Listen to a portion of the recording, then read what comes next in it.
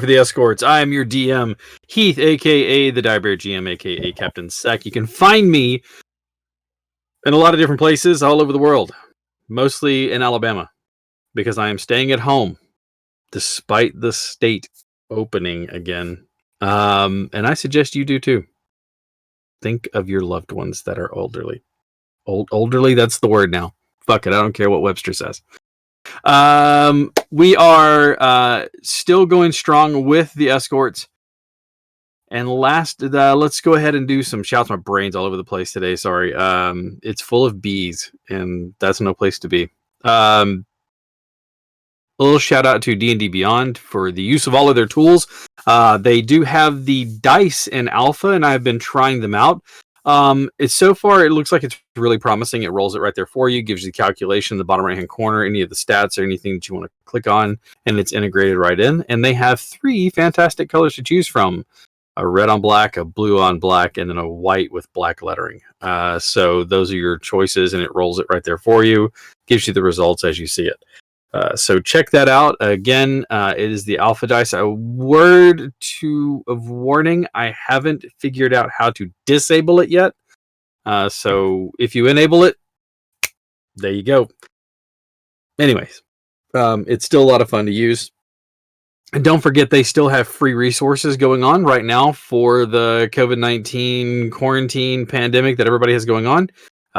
They have several free things that will be free forever, it looks like, and several things that are leaving the market here soon. So do not miss a chance of getting in on those. Also, take a look at their articles that they have. They have links to some of the UA stuff. And don't forget that Unearthed Arcana is out every month, and I believe the newest one hasn't dropped yet, if I'm not mistaken. And I don't remember what the last one was, but check those out because they have play testing classes that you could try to get in on. Like one that I know that everybody is talking about is the, I'm going to say this wrong, but I want to say it wrong, but it's basically the Wild Mage in Barbarian form. So when you rage, wild magic happens. If someone hits you, wild magic may happen. So it's an interesting idea to think about and play with and get creative. So check those things out. Don't forget, Wild Mount is actually out now, and you can get that. And the Odyssey, I forgot the name of it again. It's going to get me every time. It is called the something Mythos Theros Odyssey blah blah blah. It is the Mythic Odysseys of Theros. See, eventually I'll remember that name. It's not as snappy as the Guildmaster's Guide to Ravnica, but hey, we're getting there. So the Mythic Odysseys of Theros, which is a new Magic the Gathering D&D crossover book, uses the setting for the card game that's set in Theros, and it is all Greek mythology and things like that. So check that out. That's coming out, according to my friend over there, June 2nd, if I'm not mistaken. I believe that's what their Twitter said last I checked. All right, so that should be coming here soon.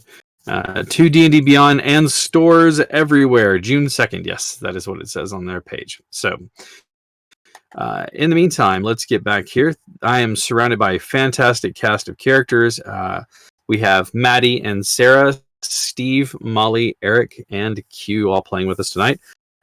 And last we left off, the decision was to let the ship go with the Aboleth on there, and it wasn't so much a decision as it was a realization and a rationalization that you would probably get your asses handed to you if you tried to fight this guy. We lost the keeper, and so we did gain a few new skills in the downtime that they had. Some folks traveled home like Zora, and some folks traveled home like Tangaroa, bringing Ezra with them. A cultural shock, and they also learned that when little sister says tap, we quickly cover ourselves. We also watched Zastari build automatons, small little figures, one that looks exactly like Satael's father, who had passed. They gained some knowledge about where they might find the first parts of the shards of this blade that's missing and broken. And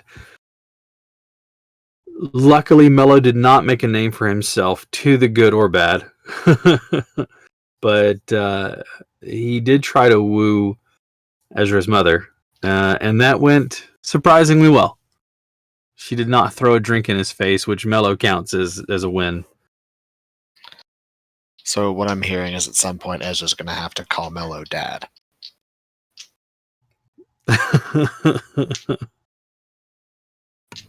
That's to be determined at a later date. More importantly, my father-in-law. Hey, literal date. Yeah. As we wrap the show, far to the south of Jopus Landing, there was a series of archipelagos. An industrious people, dark skin, black ebony and onyx and dark purples, their hair bleached white from the sun.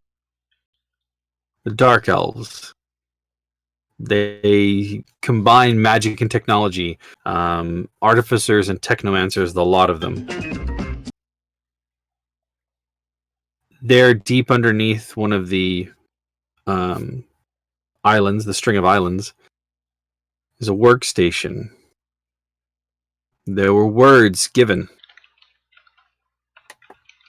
to a couple of the people working there. It's time. Gather them. Back in Jopus Landing, everybody is doing what they're doing, research, and waiting to hear more from what's going on. Meanwhile,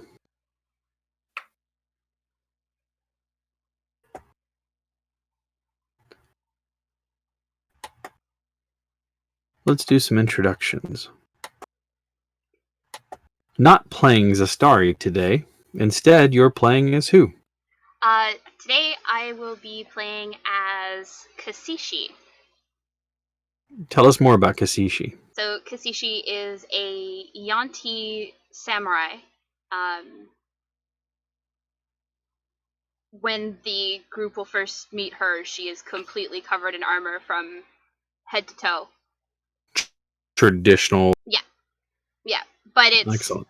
definitely more. It's all motif to look like scales and scale armor, even though it's Okay. not what she's wearing. But it's motif to look like that. All right. And she doesn't seem to be too overbearing, but she's definitely, she makes her presence known. I see. Well, not playing Setiel, instead playing who tonight, Eric? Well, I'm playing a vendor. I'm a 7'11" mass of muscle and grit. And if anybody gets in my way, there's this funny little thing called an oh yeah, as I just barrel through them. Are you searching for the belt? No, the belt's already been found, you see. I used it to beat someone's skull in. Sometimes Are you wearing I like bright colors? I'm just asking, like yellows and oranges. No, not at all. See, it's mostly just a gauntlet and a pauldron and the rest of the chest, and this arm's bare, of course, and, you know, plating on my legs and waist, because can't be indecent. Yeah, and sometimes I can just fly into a ferocious rage of frenzy, and I create storms wherever I go, so you better watch the fuck out, buddy. I feel like you should have your own theme music and a goblin with a bell running around, or a goblin in, like, you know, the referee's costume. Whenever you grapple somebody, he just runs up and slams the ground. 1, 2, 3. Well, you see, I got this little dude named Grimly.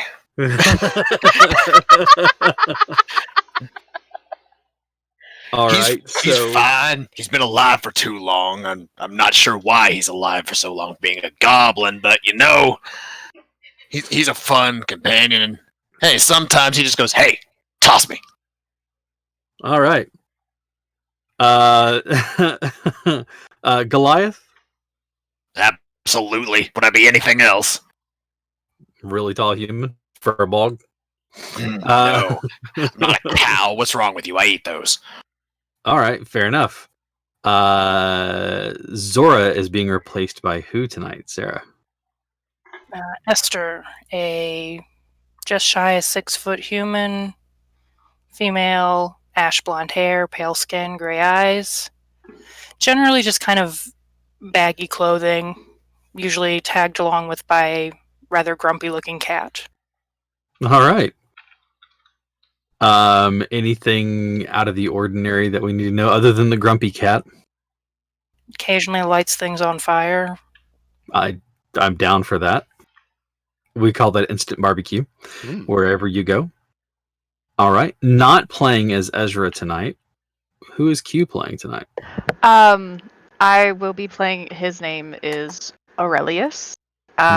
He is dark in skin and pale in hair. He's a dark elf. Small for an elf. He's only 5'7". He has dark marks on his skin that are almost unless you're looking for them, they're pretty hard to see. And he fights with some psychic energy. All right. And then we have not playing Tangaroa. Who is Molly playing tonight?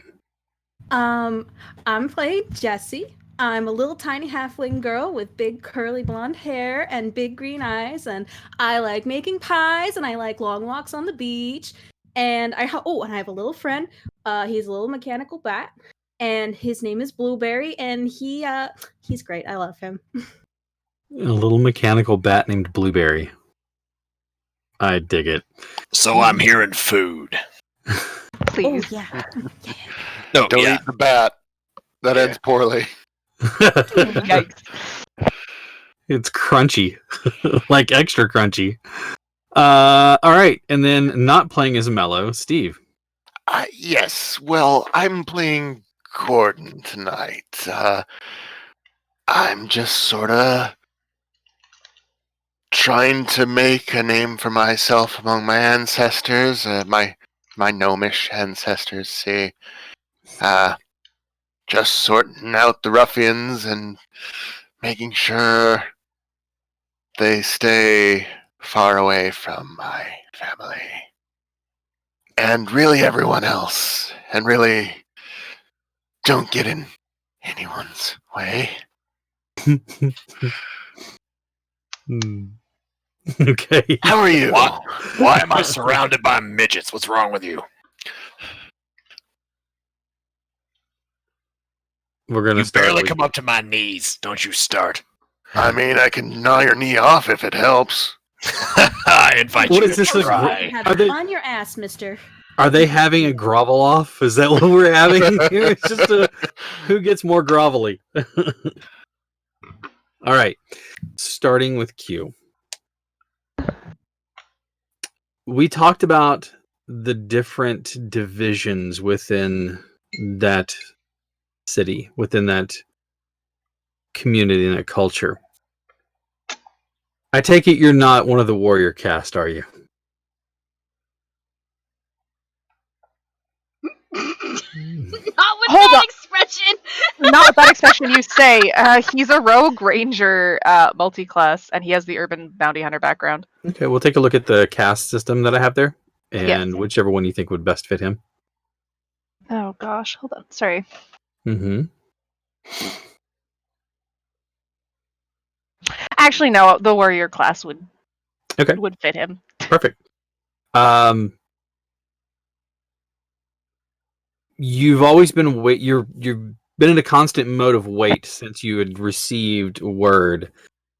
You know that it's going to be probably the more dangerous mission that you've been sent on, but you're also kind of excited, but you're also a little nervous. You've probably sharpened this particular knife about 4 times today, and you realize you should probably put that one down before you start to like while the blade away. As you're sitting there contemplating when it's going to come down, you're going through your regular motions. You're in the middle of the mess, eating lunch as it was served. More fish and other things drawn from the sea and grown there on the islands. There's a hush that falls on the small mess hall that you've decided to sit in today, as one of the higher ranks walks into the mess hall. His eyes lock on you and move straight towards you. In his hand is a clay cylinder. The ends of it are capped, and as he walks over to you, he doesn't say a word, he just simply offers it to you. When you accept it, he relinquishes it, gives you a nod, turns, and leaves.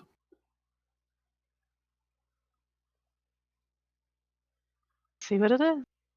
All right. It cracks easily, as it does. A lot of your allies want to look at the orders, but know better that it's frowned upon in this society, so they start to move away, giving you a moment of peace as you read over them.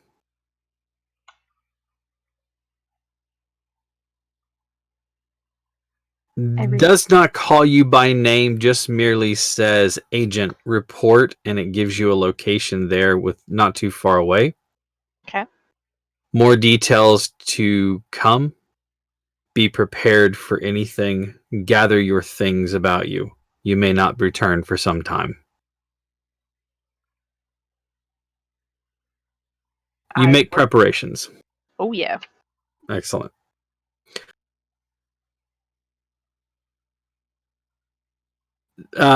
Let's go next to just watching Maddie, and I'm also thinking about the 2 barbarians.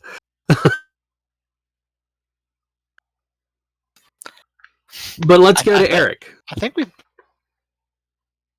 Steve, do we both have a positive to our intelligence as barbarians? Yes, I think we do. you do. Hmm. You do. Yeah. It's kind of amusing. Yeah, I have a 12 to intelligence as a barbarian. He is the Yeah. smartest barbarian, which is kind of like being the tallest dwarf. Aw, that's hurtful.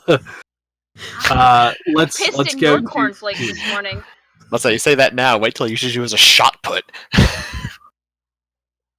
Steve, they come to you, and they're carrying a small disc with like a red bubble in it. It almost looks like a brooch or something. It's currently pulsing a light, like pinkish hue. It's pushed into your hand, and you watch as one of the elders puts a hand on your shoulder. The time has come, my boy.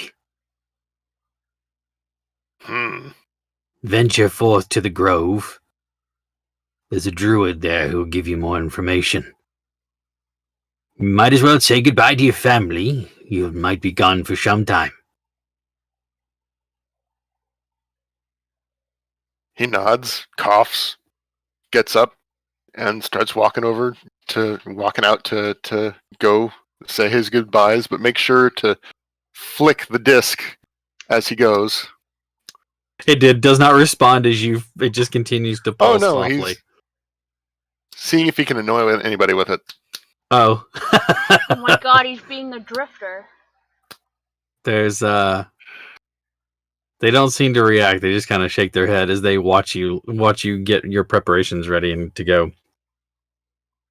Somewhere far removed from where you are, Eric, your character receives a very similar looking disc. It's about that big around, small rise in it, pulsing kind of a soft pink color.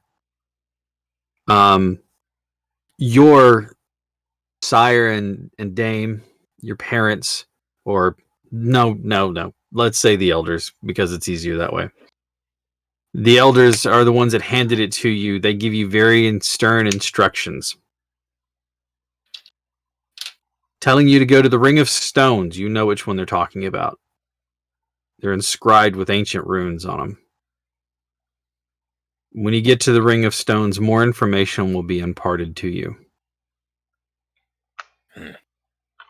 Go alone, take everything that you want to take with you, as you will not return for some time. So a milk run. Got it.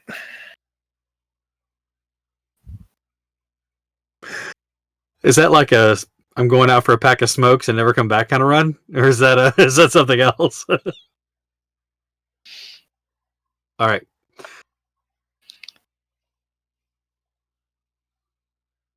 Sarah, you're awoken with a start.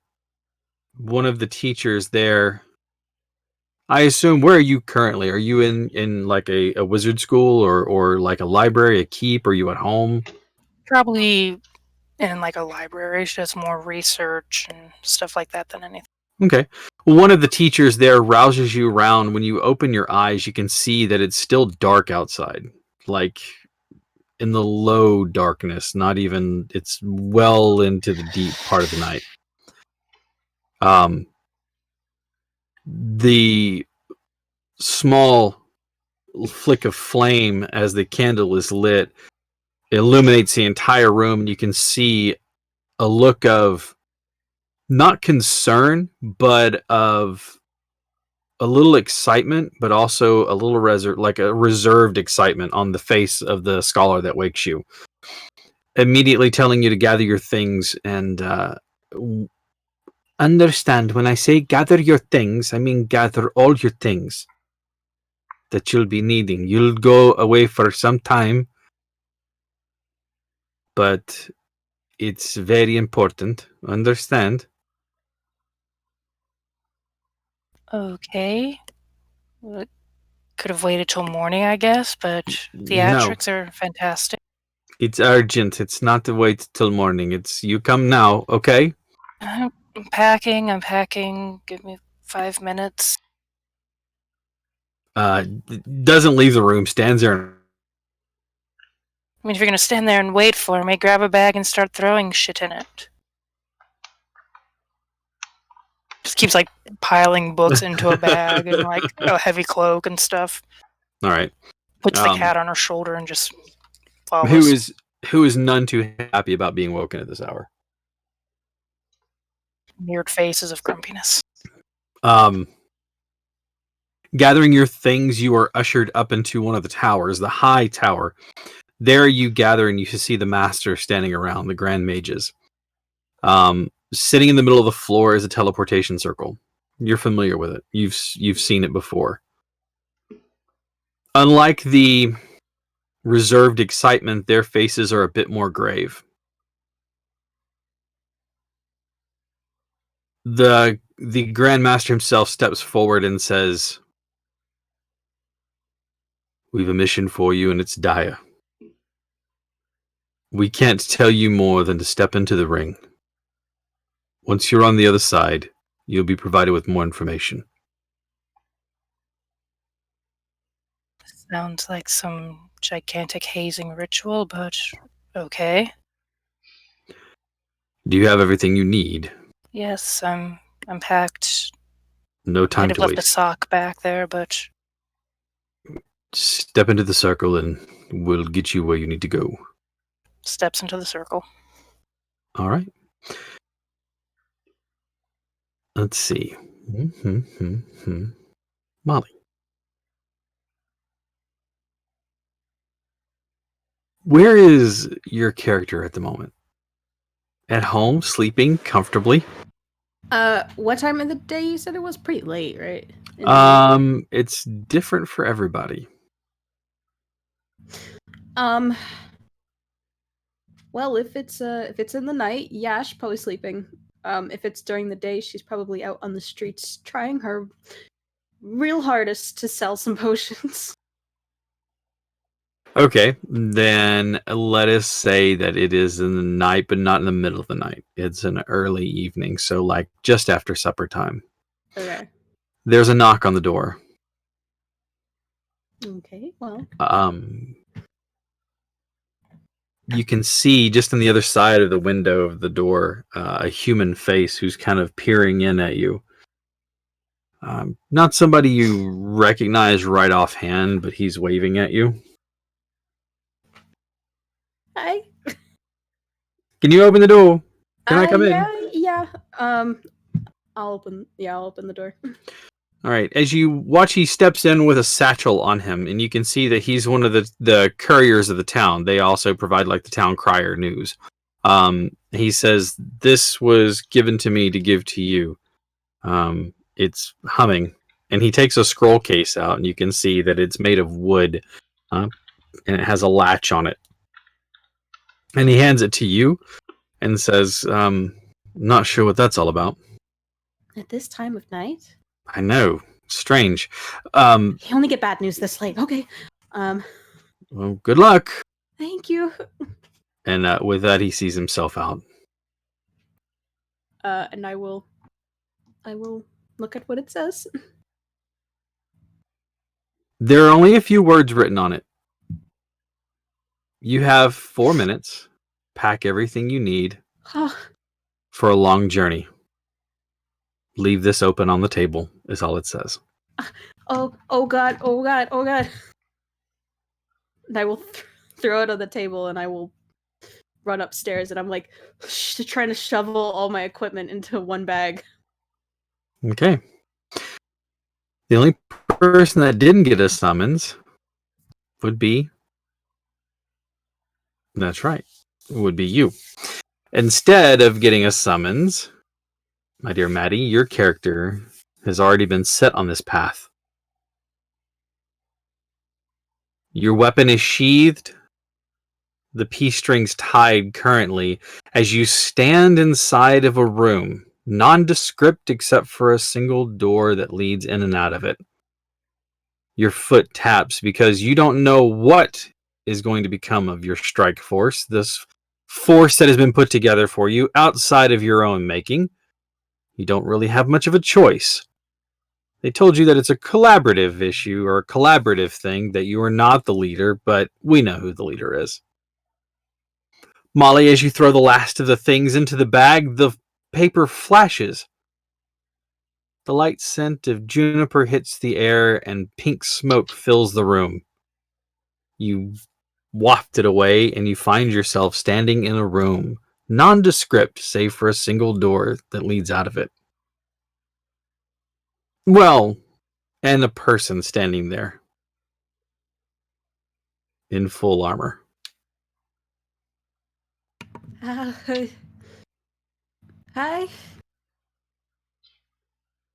Good evening. Although perhaps it might be good morning depending on where you came from. No, it was night. What am I doing here? As soon as everybody else arrives, I'll be sure to tell you. Okay, all right. Then I pull out a little flask, and I'm like, Just take a the little edge bit. off. Yeah. All right. Eric, Steve. You find yourselves in the appointed place. It is quiet. There is no archdruid. There is nothing but the standing stones for you, Eric. And as you step into them waiting, the pulse stops and it becomes a steady just glow. That soft pink color. As you look at it and turn it over and try to figure it out, Steve, you tap it again. Maybe it's busted. Shake it a little bit. I'm biting it this time. As you do so, maybe that's what it was that caused it. Eric, no such luck from you. It just seems to be timed. The area around you is filled with smoke of a light pink hue, and the smell of junipers strikes your nose.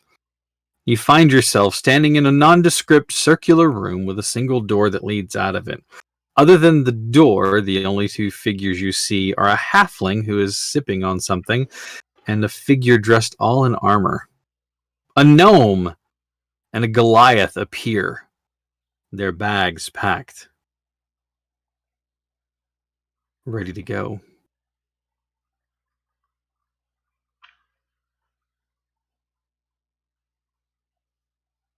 You're muted, Eric. Why am I in a room with a bunch of midgets? I would be careful on how you describe people, good sir.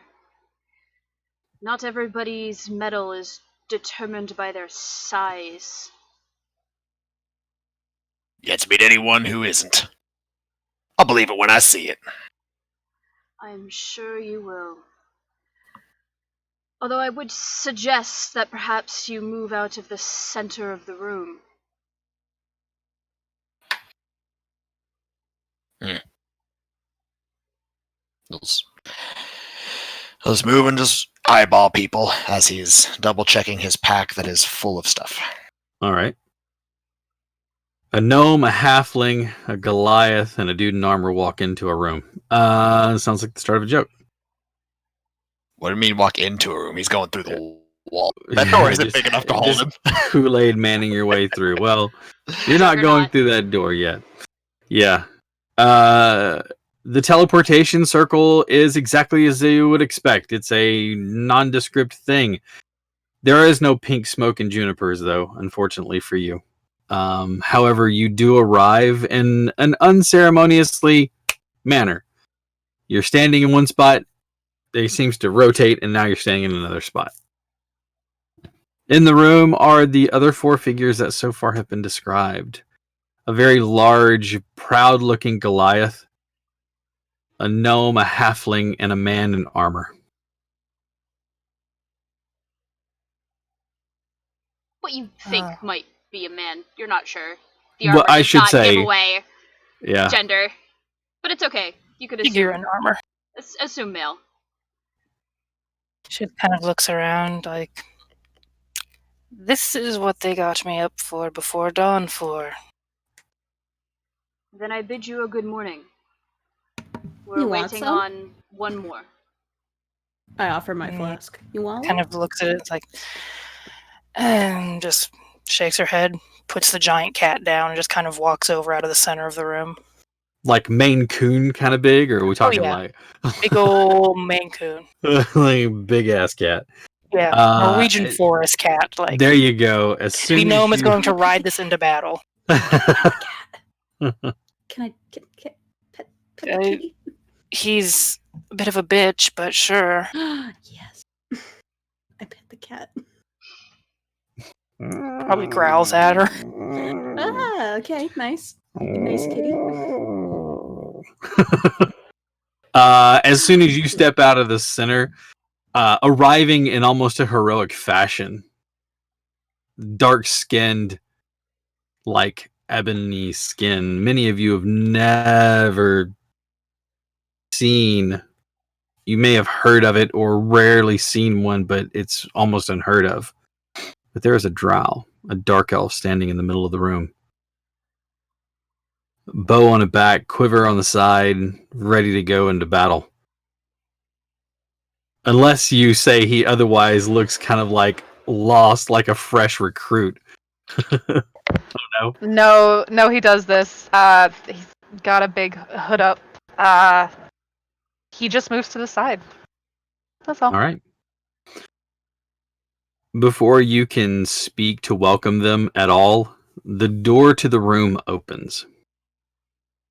A figure walks in, not as tall as the Goliath, but pretty close. The hood is pulled up. You can't see anything that's going on. The four of you are unknown to the world. The four of you. The lot of you are unknown to the world. You will pass by many things unseen, and that is why you are a perfect choice.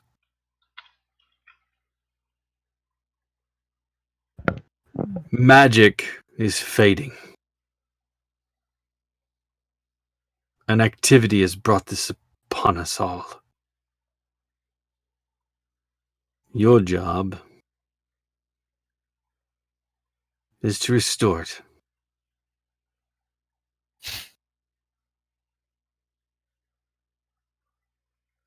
Only one of you has a true tie into this magic.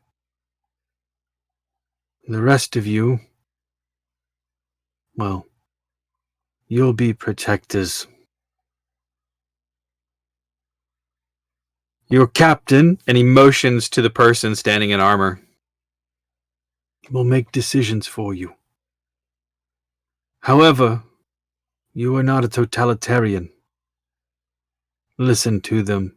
Make wise decisions. Do you understand? I do.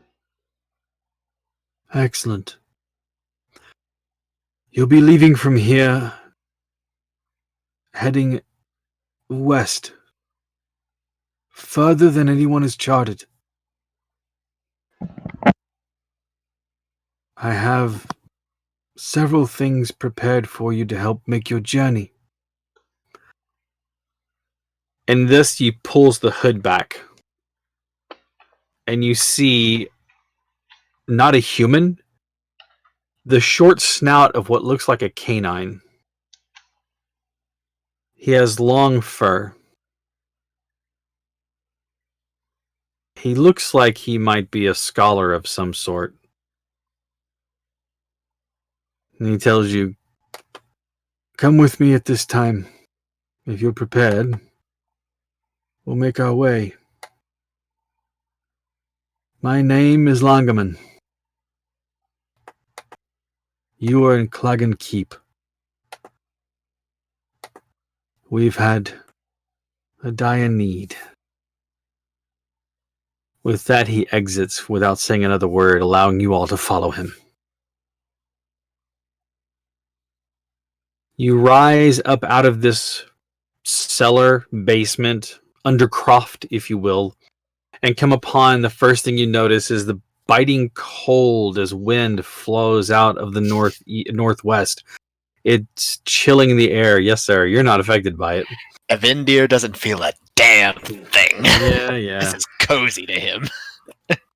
He's just stretching like, well. This is actually a little bit warmer than home. He leads you up onto a rampart that has a large protrusion of concrete sitting out of it. As you look out, you can see that tethered at the end of it is a ship, like a galley, but there's no water. Sitting above it is a large bladder, a bag filled with air. Standing on the helm, you see a human who has a tri-corner hat and a long coat on. The sleeves of it are cuffed back and they're pinned. You can see tall boots that come to about mid-calf folded over. Looks every bit the swarthy swashbuckler that you would expect. Cutlass on the hip, hand resting easily. He looks out and goes, Langerman, are these my charges then? Well, come aboard and make yourselves at least quasi-useful. Any of you used to rigging and sails? Duh. Good. You don't need them. There's not sails. It's a balloon. I You know can what see the that. balloon is? Yes, I do. He looks specifically at you and starts speaking slowly. It's okay if you don't know. These are full of hot air. They go up. Captain, How is he staying on the ground? He seems like he's a bit full of hot air as well. I like her. That gets Aurelius to chuckle. I won't lie.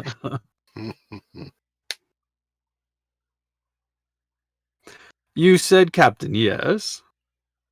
please do not insult those that you are going to be traveling with. I'm not insulting him. I'm making sure I'm clearly understood. Sir, So, when you come slow your aboard! voice with that tone is insulting. So, Come aboard. after you all, This is going to be a long whatever the fuck it is. I believe you might need to go back to sleep. Oh, there's no nap long enough to clear this up, and she just walks on board. As you all board the vessel, you are shown by the first mate, who is much more tolerable than the captain. You're all shown to your different quarters. They are actually rather nice. You each have your own individual room. They aren't huge by any stretch of the imagination, but they are They do have all the accoutrement you need, including a bed large enough to hold the frame of a Goliath, as though they were preparations made. You have just a few moments to settle in. Anybody staying or going back up above deck? Yeah. All right. As you do, you'll see that the strange fellow that introduced himself as Longaman hands the captain a few items, and a chest is carried on by a couple of the crewmen. It is set down, and he nods approvingly. Langaman nods once again, says thank you. They clasp, and then the captain calls for the crew to weigh anchor and set sail. The chest itself is opened as soon as they are away from the dock. Inside of it are a few items. You can see them all laid out neatly. All right, gather around. It's time to give away gifts. As you come up to them, the first thing he takes out is a rather delicate and elegant looking bow, along with a quiver. He hands these over to you, Q.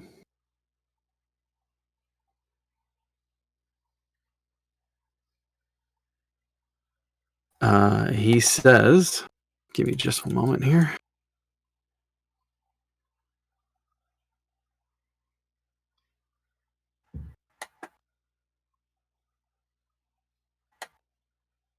Because I'm going to mess this name up every time I try to say it.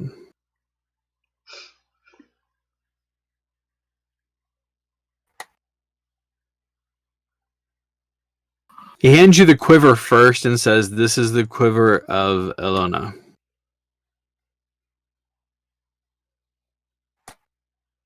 Alona? Mm-hmm. Okay. Elona, Ehlona. It's in the items.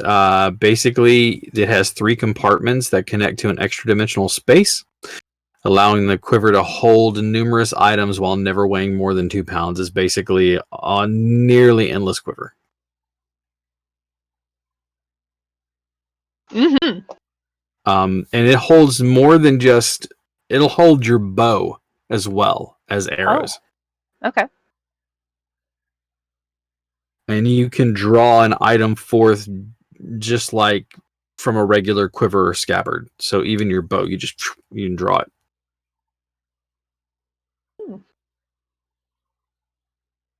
He says that the weapon itself is a longbow, and it has an additional enchantment on it to make it hit harder and strike truer.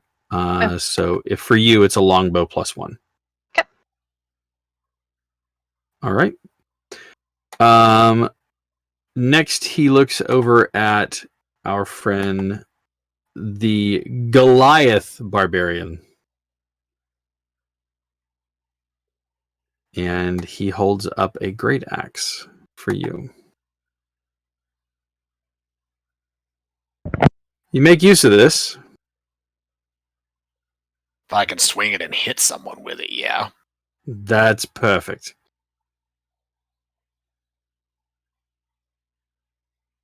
He says, where we're going, you might need this. And he kind of tosses it to you.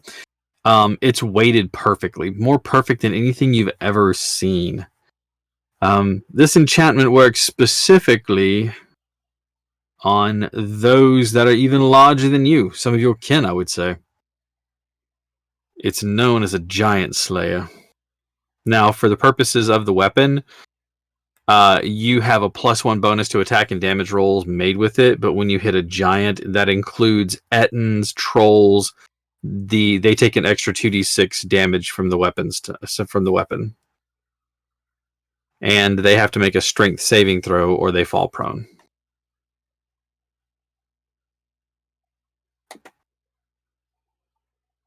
Well, I can certainly make use of that. Oh, well, excellent. I'm glad to see that it'll get to good use. I need to look at something real quick. Aurelius. Gordon callback. Hell yeah.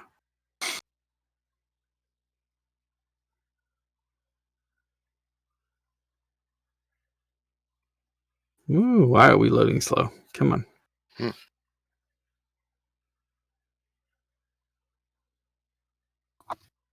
Oh, perfect. For you, he gives you a pair of gloves.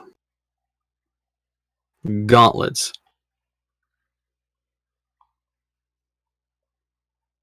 As he hands the gauntlets to you, they seem to shrink in size but fit you perfectly.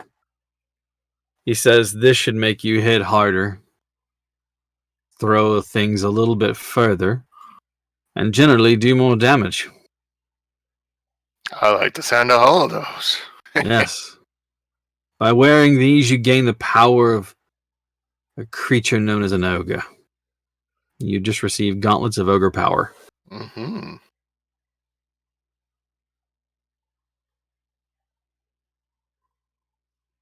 All right. To you, little halfling, he takes out a jug. It's about that big. He says, "Make us some beer, will you?" and hands it to you.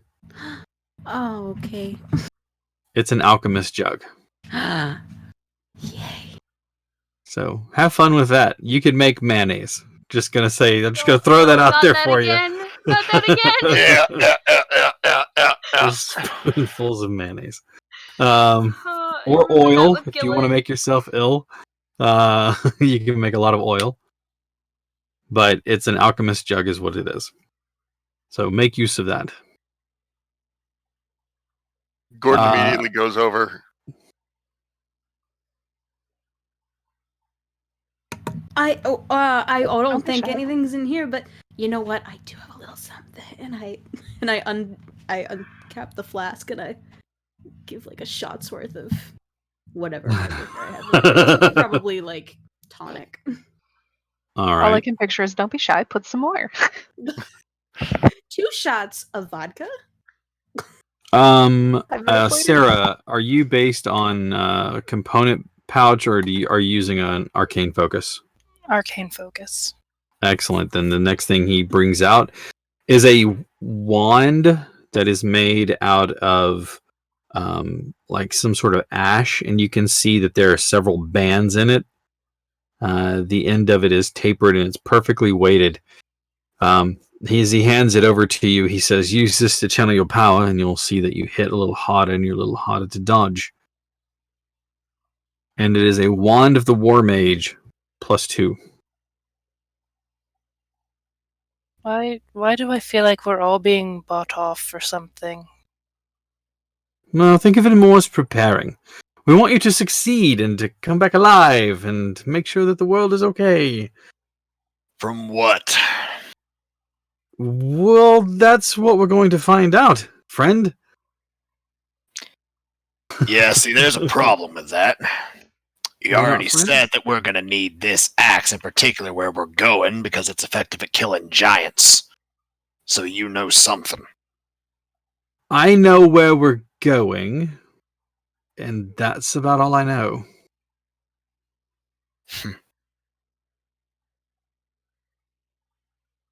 Right.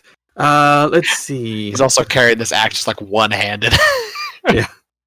I mean, it's a great axe, so it's like. Well, yeah, he's just used one. His lip. He's like the definition of bro to even lift because he can move easily 600 pounds Sweet. without any encumbrance. All right. And last but not least, a helmet is taken out of the Chest? the chest. Thank you. Words. What are they? He walks over and hands it to you. It matches the same motif. This is your oh shit button, as it were.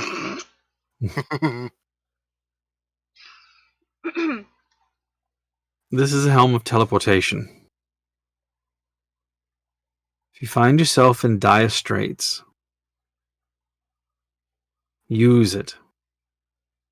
It has 3 charges. So, use it wisely. Your team, make sure they come back. And he hands you the helm. She pulls hers off, Mm-hmm. and a very long Snake hair. a very long silver braid just drops down over her shoulder. And she holds the helm of teleportation in one hand and hers in the other. Slides her helmet just onto the edge of the handle of her sword, winds her hair back up underneath, and just slides the helm of teleportation back on. Yeah, she doesn't have pins, so it doesn't stay. So she has to wind it around her head and then pull the helmet on, because that's what holds it. I was just expecting snake hair. Nope. Takes But off the helmet. Everyone make con saves. Why? While she takes her helmet off, you see 2 sections of her skin that have blue scales showing through it.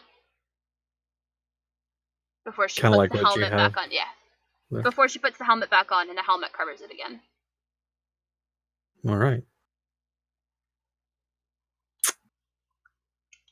Some of you are used to sailing, and you know how fast a sailboat it moves with the wind. Not sure what controls this, but you can see that it is moving swift, and it is moving swifter than what you're used to as it continues west. The land peels away quickly. It leaves you with nothing but ocean below you. You can see ice flows in the waters north. You see no land in the distance. And the ship continues on.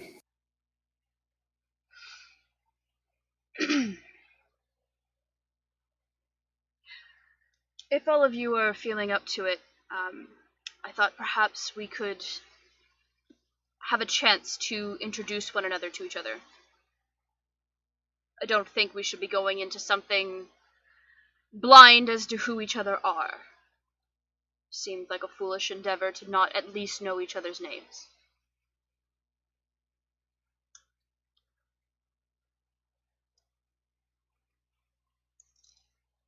Works Very for me. well.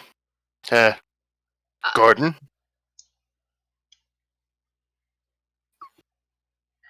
Where are you from, Gordon? What? Small village. Bit to the south. Well, is it to the south? Where are we here? So the north-ish area. It's Well, then I suppose I am to the south, I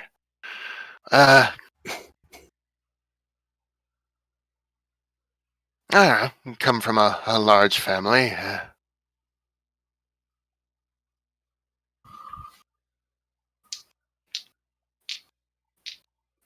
I don't know. What do you want to know? What? I think that's a good start.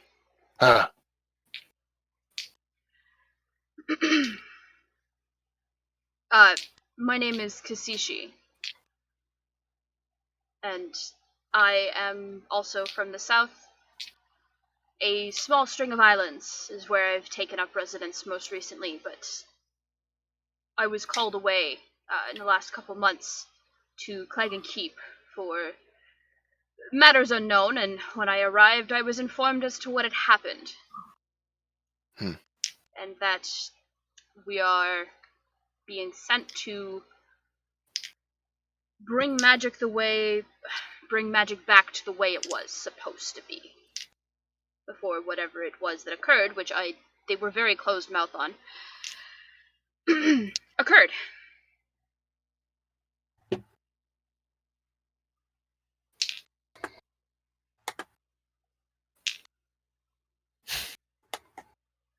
Sounds like magic's getting whiny. It sounds like somebody messed with something they shouldn't have. I could say that about a lot of people. But I suppose that's why we have you, isn't it? And she's looking directly at Esther. I beg your pardon. You're the one here with the most knowledge when it comes to magic, so you not? Considering how you arrived? Anyone can be put in a teleportation circle. Any one of you could have. It's not any great feat. I research it, yes. I wouldn't say I'm an archmagus or anything.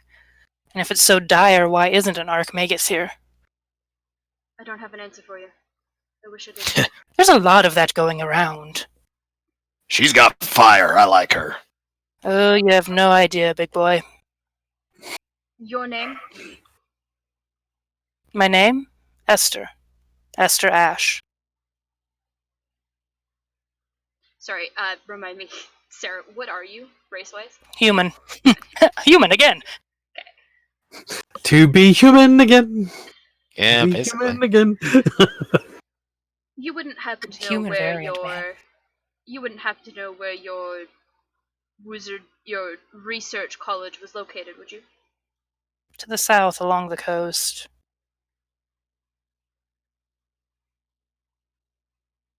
Much warmer than this. Here. As it were. As it were. The rest of you?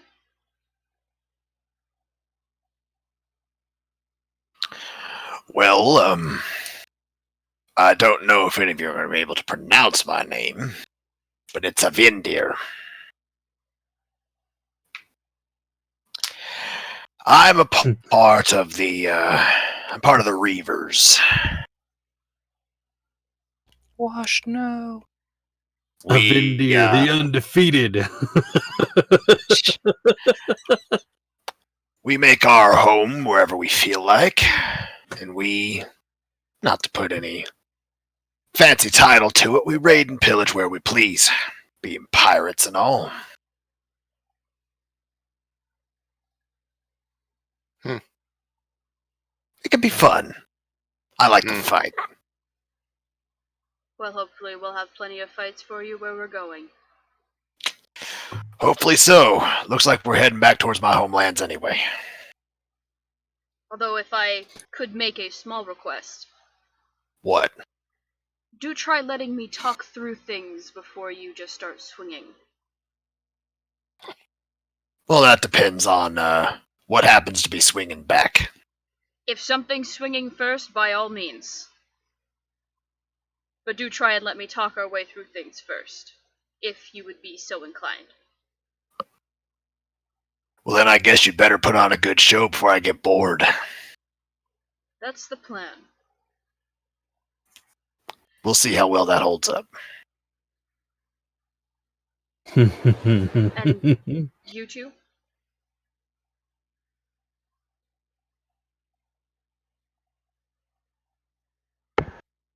Aurelius will let Jesse speak first. Jesse kinda looks at immediately her. panics. But first, and I pull out the alchemy jug and I go, beer, beer, beer, beer, beer, beer, beer, beer, beer. It makes beer. Yeah, alright.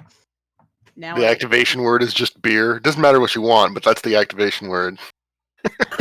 Here, pours out vodka. Nice. Yeah. Close enough. It depends on Spirit how many times you pours say out beer. ectoplasm. Beer. Why is there mayonnaise? Oh, wait, sorry. Beer, beer, beer. There you go. Oh, there we go. Now it's good. That's vinegar. That's vinegar. That's vinegar.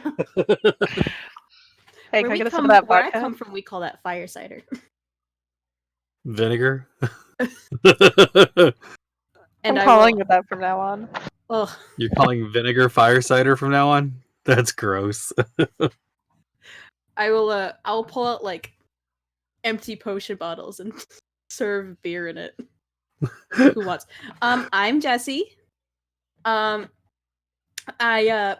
used to have a night where I sold the most exotic potions or the most mundane, and it was really nice. And I had only just opened for a few weeks, and then these heroes came into my town, and they were so nice. They were such dears, and they were really doing a good thing for us. And I might have given them most of my best potions for almost no money, and so I couldn't maintain my supplies, and I kind of went out of business, and now I don't know. Esther wasn't drinking before, but she is now. Yeah. I have one question Perfect. for you. Yeah. You wouldn't have happened to have a partner named James and owned a cat, would you? God damn it! I was thinking the same thing. No. Shame. Should I have? Just giant meat of a hand that's probably as big as her whole head. Just pat, pat, pat. Okay. Don't worry about it, little one. You're now like an inch shorter. Your spine has been compressed. I was gonna say I slipped a disc. Your back is now out. Congratulations. The Either first that or party her, member is out of the picture just because of over enthusiasm. Over-exuberance. either that or her feet are now in the deck. Like, not Yeah. in the deck. The captain's You like, hear my a crunch, you're boat! really not hoping that's her spine. Roll a Well, I mean, con all save that- for Pat. just both knees, just just powder. Oh, Well, honestly, if her spine's compressed, I guess all I need to do is just grab her and yank. Maybe not. Now you're a foot taller. Now you're a dwarf. All right. He's not I that take- dumb for I real. take but one it's step fun. back. At your height, you just better be careful. He's got his loins girded up, if you will. He's just catching it to the forehead. Oh, Just headbutting right. well, hey, you'll be the first to actually reach it if you do go to try and hit it. Oh, damn. Am I wrong? Fortunately for you, he actually does wear pants. Oh, good. that's good. Kadishi's gonna take a look at the last member who hasn't said anything. She's just like, this is a fucking disaster. This group we're gonna die. We're gonna die. Probably. I'm gonna just start I'm drinking sure from it'll the be jug. his fault. Up into the, like, washing down your There we go. chin. Don't even give a Oh. shit anymore. Just, So much beer. I'm just gonna keep going till I drown at this point. The Doing halfling this under her climbs chin, trying to get the runoff. Yeah, the halfling Alright. climbs into the jug and just drowns in beer. There's gotta be easier ways to die. Pickling. Vinegar. She's been fermented. Cider. Damn, that's messed up. Just looks at the jug. Flavor. Yikes. I don't Kadishi's feel safe here anymore.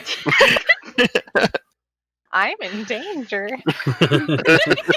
I'm in danger. He's a pirate. What do you expect? He doesn't give a fuck. Yikes. Kasishi's just gonna look at Aurelius like, please tell me you're normal. You're saying I appear normal. He takes down his hood. He does have dark skin. His eyes are a pale purple. He has probably more hair than the halfling is tall. His hair is done up. He's never cut his hair. His hair is just in a very large braid on the back of his head. His hair is stark white. I am Aurelius. Aurelius Vren. The mascot. If you'd like.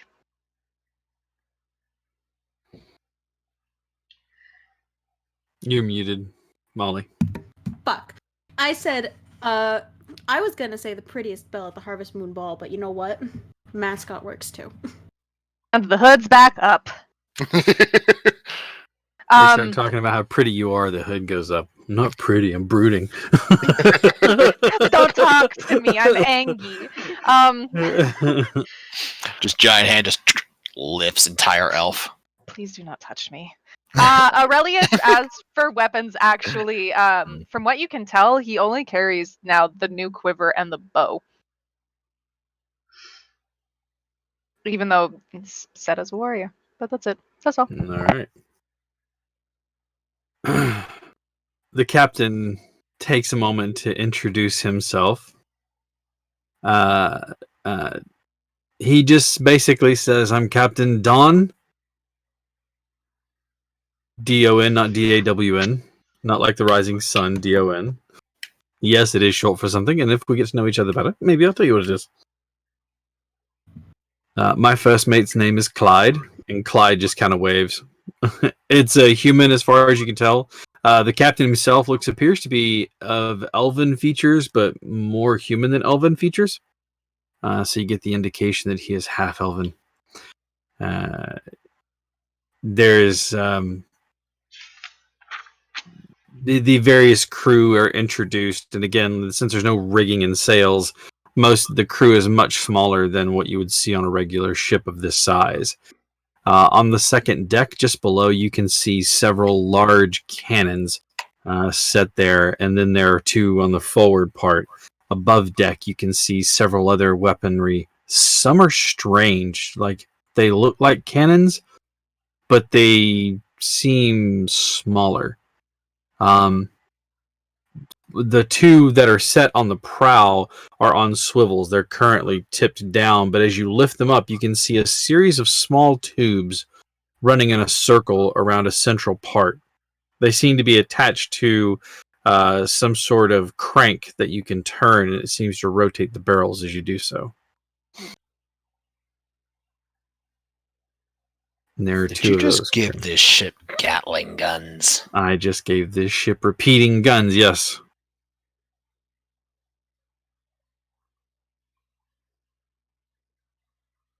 Hell of a jack-in-the-box you got here.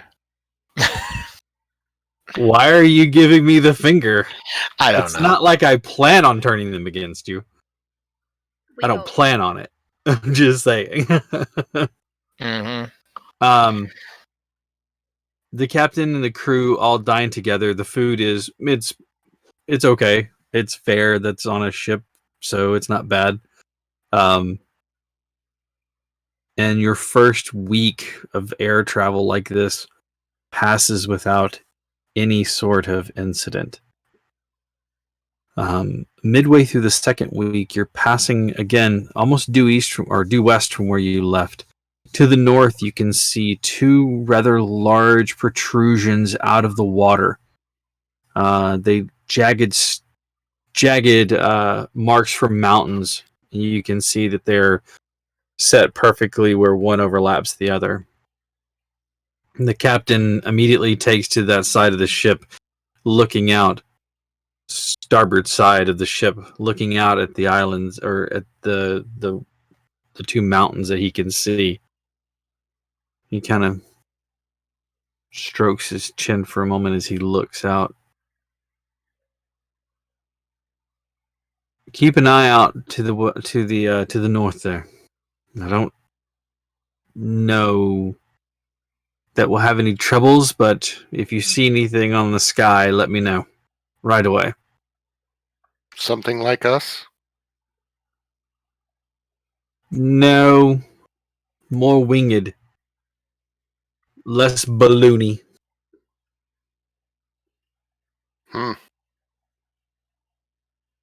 Right, and with that, Will he do. dips below deck, and he seems to be out of sight.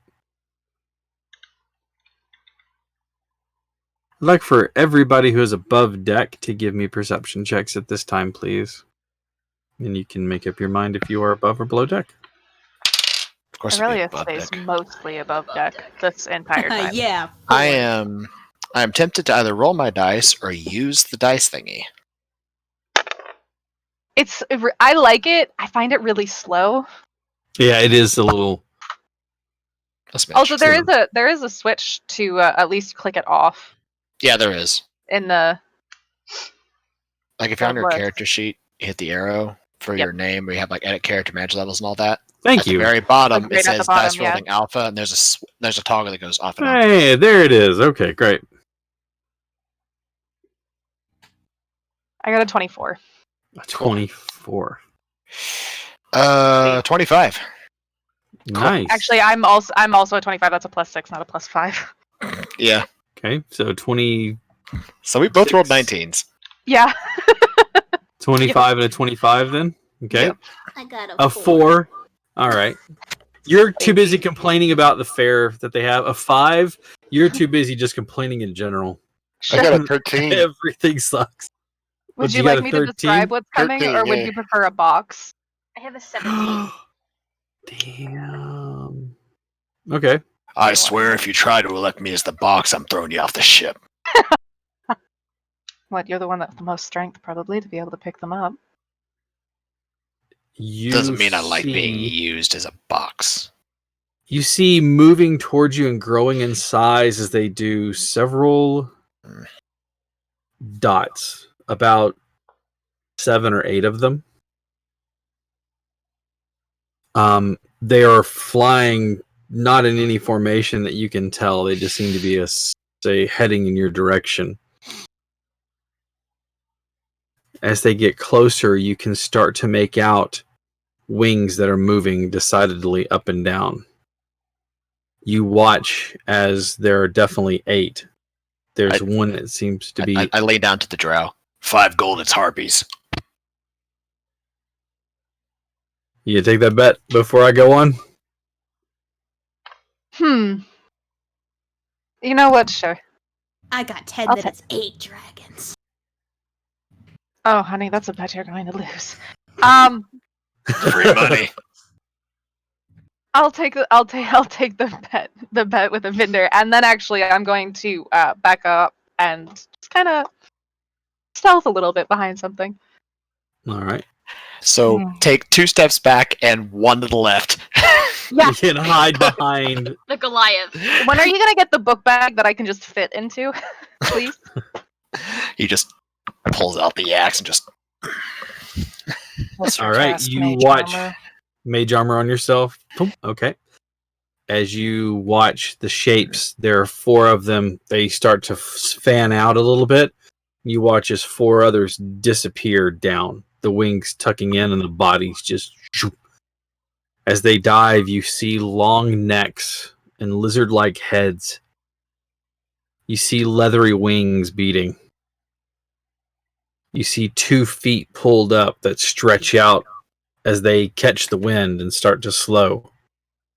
They are not harpies. So congratulations, you won that bet. He just... tosses 5 gold over his shoulder. With your 25, as they get close enough, you can see standing on the back of each of them, tethered, their feet and harnesses and tethers tied to each one of them. People riding on the back of these things. Let's see. Give me nature checks, anybody who would like to try to figure out what these bees. Bee? Sorry. They're No, not giant bees. bees. Nature check, sorry. Yeah. No, they're very obviously the flying spiders that are coming in June. Stop that. No, they're the We had warrior murder bees. murder hornets. Murder hornets. They're flying Yeah. spiders riding murder hornets. Oh, Nature. Fuck you, Sarah. 14. You see, murder hornets, or if they get really good lawyers, manslaughter bees. Oh, there's that dice. 21. 21. Okay. 23. I got a 14. 23 out of 14. All right. Q, stop stealing my dice. 12. I'm not. They're I mine also now. got a 14. All right. Quit it. You two got to stop this. All right. A huge thanks to Penguin Rage, who is hosting us. Thank you so much for hosting. We really appreciate that. Hello to everyone. Welcome to D&D. As you look out over there, you can recognize what these are, Jesse, being alerted to that there is something on the horizon. You only have heard of them in tales from long ago. You've never actually seen one, but they are wyverns. They are dragons. Not No. technically. No? As intelligent as dragons. But body It's a shape's good also cousin. not the same. Everybody's Like- like pulling out their Dragon dragon book, like, nah, wrong. Kisishi's Just try gonna to call harvest down the to the poison captain sex. Mm-hmm. and just, Captain, we have incoming, and you're either need to get a prep whatever those are, or your crew's gonna need to be ready to fight. All right.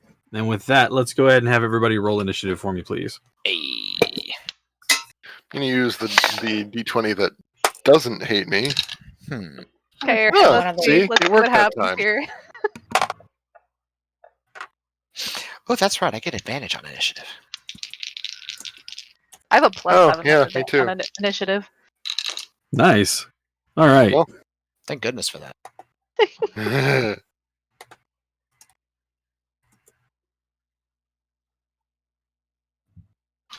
Because a dirty 20 is better than a 4.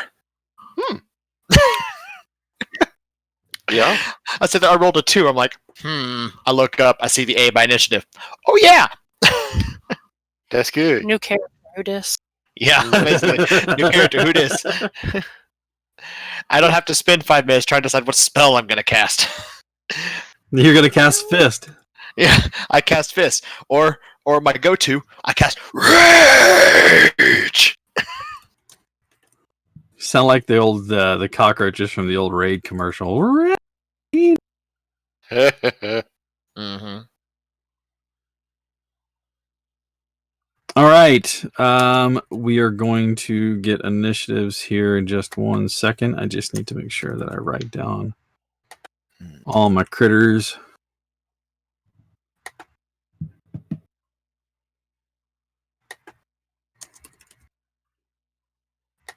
Now, understand that the size of this ship, it's like a galley. It's huge. It's a big ship. So plenty of room for you to run back and forth on. And with that being said, let's start with initiative 20 or higher. Wunderbar. Jesus. Well, there's a first. Oh my god. Sarah's just Sorry, like, Sarah. fuck y'all! Oh no. I'm gonna know when you get down to the single digits, okay? Oh, You got it. I sure will. No. Oh, my.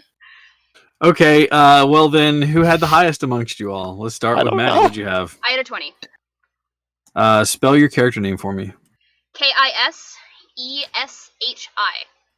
Kiseshi. Kiseshi.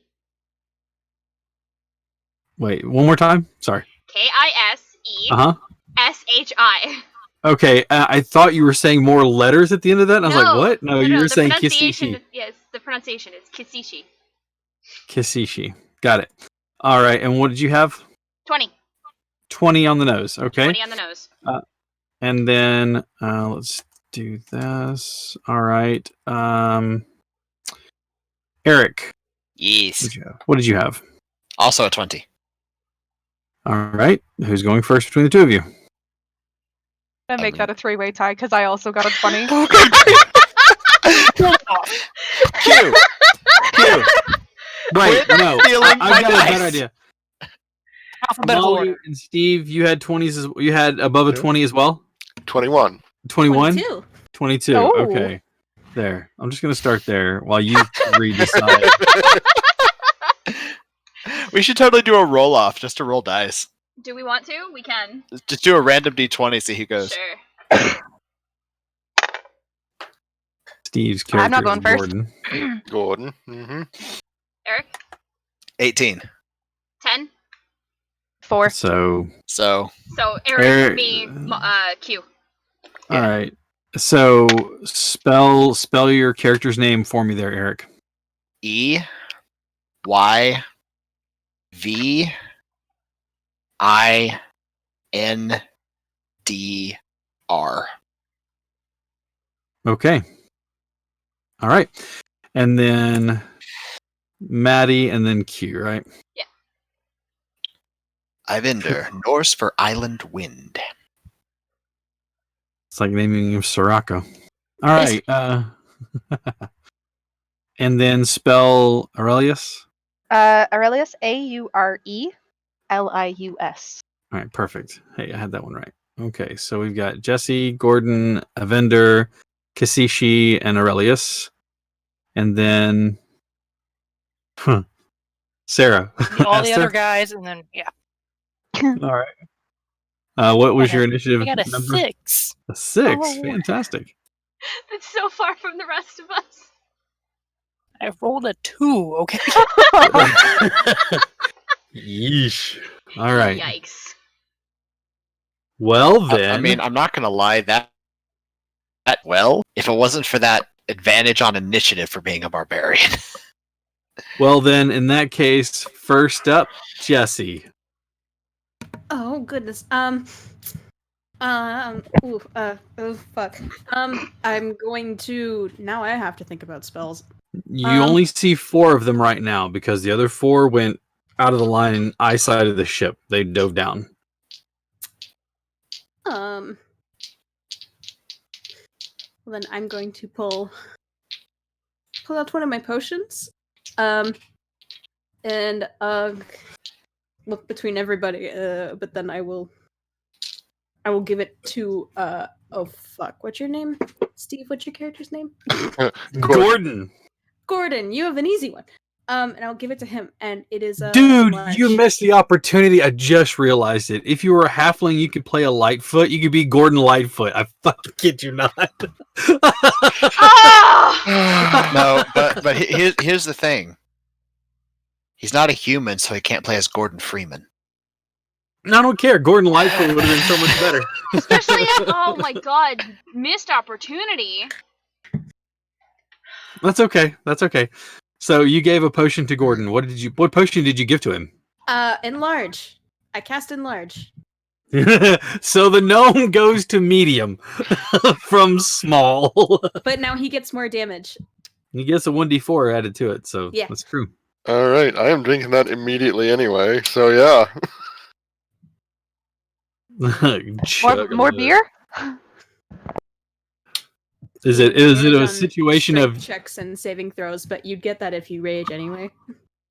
is it a situation of open your throat and don't choke? Maybe. I mean, you're about the same height, so yeah. All right. You're like, look out, stomach, here it comes. that's dangerous. Okay, so your action is to give him the potion. Got it. Yeah. Or basically cast enlarge on him. Cast it, yeah. All right, next up then. Is that the end of your turn then? Bonus action? Yeah, because I don't know where they're going, so I don't know. Okay. Next up then is Gordon himself. You can see that they're probably about off the starboard side. At least 4 of them are. You don't know where the other 4 are. I'm going to go to the port side and hold my action for whack-a-mole. Okay, so if anybody pops up close enough for you to swing your... What are you using? A maul. Oh, bless your fucking heart. Big ass maul, tiny ass gnome. Well, medium sized gnome. Well, All right. So you're holding your action to see if one of them pops up so you can smack it in the head. Right on. All right. Avender. What are the guys on the wyverns carrying, like weapon-wise? You can see what appears to be like billing hooks or like hooks to grab and pull with. You can also see that they each have like a hand crossbows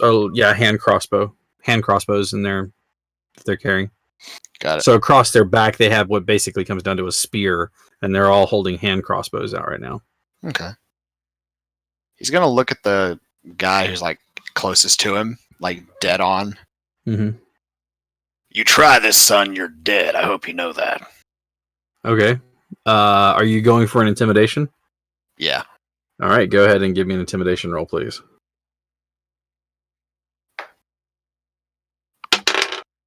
That's not bad. 24. I rolled a nat 20.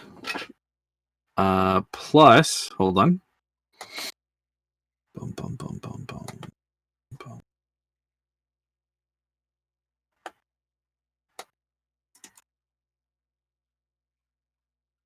I should probably go to this. Hmm.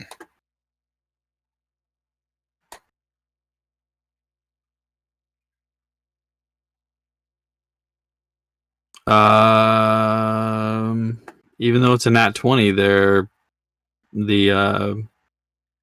perception isn't there. He kind of wavers for a second. However, you can see that there are a lot more of them right now, and their tactics. You're not sure if he is phased by your intimidation. He does seem to flag just a little bit, though. All right. Is that your turn? He will ready his action to rage if something comes after him. Okay. Kiseshi? How close are they? They're 60 feet off of the starboard side right now. Okay. I'm going to pull my light crossbow off my back. Mm-hmm. And I am going to take aim at one of the riders. Mm-hmm.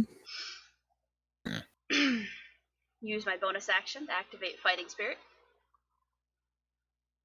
Because that's the thing I can do. It is. It also gives me advantage.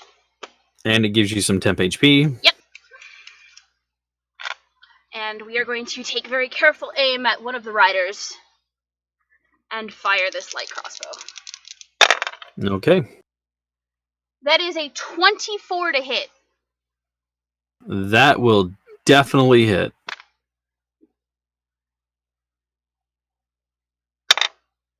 For 8 damage total. Okay. While it does strike the rider, you watch as his shoulder rolls back. You can see he stays in the harness, and the pieces that they have, they're rigid. So one hand comes free, and he brings it back. You can see the bolt sticking out of his shoulder. So he is still on. And I can't use... It's got the loading property, so I'm going to use the extra attack portion of my extra attack to reload my crossbow. Yeah, well, I mean, yeah, you can only get one out of there, so... Yeah, because it's got a loading property, and I don't have crossbow expert! Yet. Anyways. No, I don't intend to take it. She has other things that she's going to be doing. I have no intention of taking it. Right on. Right on. All right, next up then, after Kiseshi, is Aurelius. Perfect. We're gonna try that nice new longbow. Okay. I'm aiming for one of the wyverns.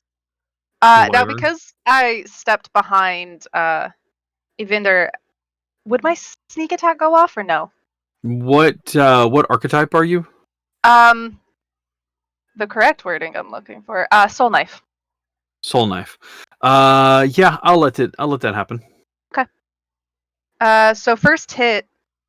I mean, not to mention they're not sure that you're on. I mean, they don't know who's on the ship, anyways. They just see people, and again. Hold on. Sorry, I want to make sure I count this out right. 31 to hit. Yeah. That's not a nat 20 either. Yeah, that hits. Sorry. Yeah. Okay. Quick. So, okay, that's good damage. 8. 20 damage. 20 damage to a wyvern. Okay. On the first hit. I'm gonna attack again. Okay. I'm multi-classed into ranger, so I have the second attack. Perfect. Tell me 1, 2, 3, or 4. 2. 2. Actually, okay. one. As long as the wyvern isn't on the person that Kiseshi attacked. Okay, we'll say 3. Okay. Okay, and how much to hit for the second attack? That is a 23. Yeah, that hits as well. No sneak attack damage in this one, so. No sneak attack. Okay. 11 damage. Okay. All right. Okay, I need to remember that doesn't work that way. All right. You can see both of your arrows strike true. The first one kind of makes its wings curl in for a second, like it's going to drop, but it fans them back out. and like you can see it clutching into the air, trying to gain altitude again. Your second arrow hits true again, and it wavers a little bit, but it's now flying with the rest of its crew, so it's back in the air. But you definitely dealt a significant amount of damage to it in those 2 shots. All right. My plan is to make that person fall. Okay. Well, you take the wyvern out of the air, and I guarantee you they'll fall. That's the plan. All right, it is the Oh, no. wyvern's turn. As you watch, they come within. Let's see, their flying speed is this. 80 Oh feet. yeah, they're 80 feet. Yeah, they're moving to you. I played a wyvern rider before, so yeah. All right, you watch as the wyverns close within about 20 feet, and they all swoop up. As they swoop up with a great beat of their wings, they fan them open to slow themselves, and you watch as you hear the sound clear in the air of the unbuckling. You watch as all 4 riders that you can see, even the one with a crossbow, leap from the wyverns about 20 feet above the deck of the ship. And as they do, they all throw their hands out, and you watch as leather flaps catch. And they slow themselves as they glide into you like a bunch of gliding squirrels. They land on the deck, getting close enough for... Gordon, you went to the other side of the ship, didn't you, though? Yes. All right. But that will allow you to get your attack of opportunity, or your ready to action as one of them closes in close enough. Not to Gordon, but to Evander. Which his raid action was to rage. Oh, your ready action was to rage. Yeah, in case one of them got close enough to attack him. All right, so you're raging, but you're not. You can't really Right. hold a bonus action. Uh, You can hold an action, but not a bonus action. okay, so his action is to attack then. So your bonus action would have been on your turn to rage, Okay, yeah. and so then your action is to attack. Gotcha. So yeah, he's attacking then. Okay, With rage. Because he raged. all raged up. Yes. I don't know what to do. Next thing you turn around and see the person is you. Okay. Uh-huh. Well... 18? 18 will hit. So D12 plus 9.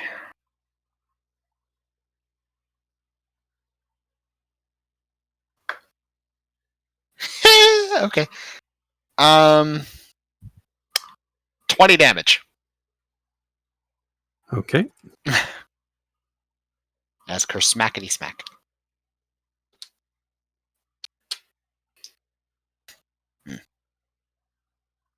Okay, and that's your attack for that. Uh-huh. And now it's their... That was their movement. On their turn, they are going to attack you guys. Let's see, the wyverns move 60. They move 40, 20. That's 60. Okay, cool. I know what they're going to do now. I mean, I've kind of always known what they're going to do.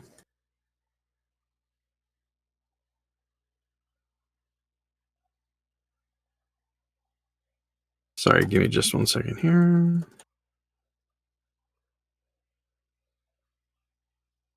$20 points of smackaroon damage. Okay. Mm-hmm. And one of them has already had 8 points done to him. This poor bastard with the arrow stuck in his shoulder. All right. The one that you hit is going to return. Okie dokie. First attack is going to miss. Second attack is a total of a 20 to hit you. That will hit. Okay.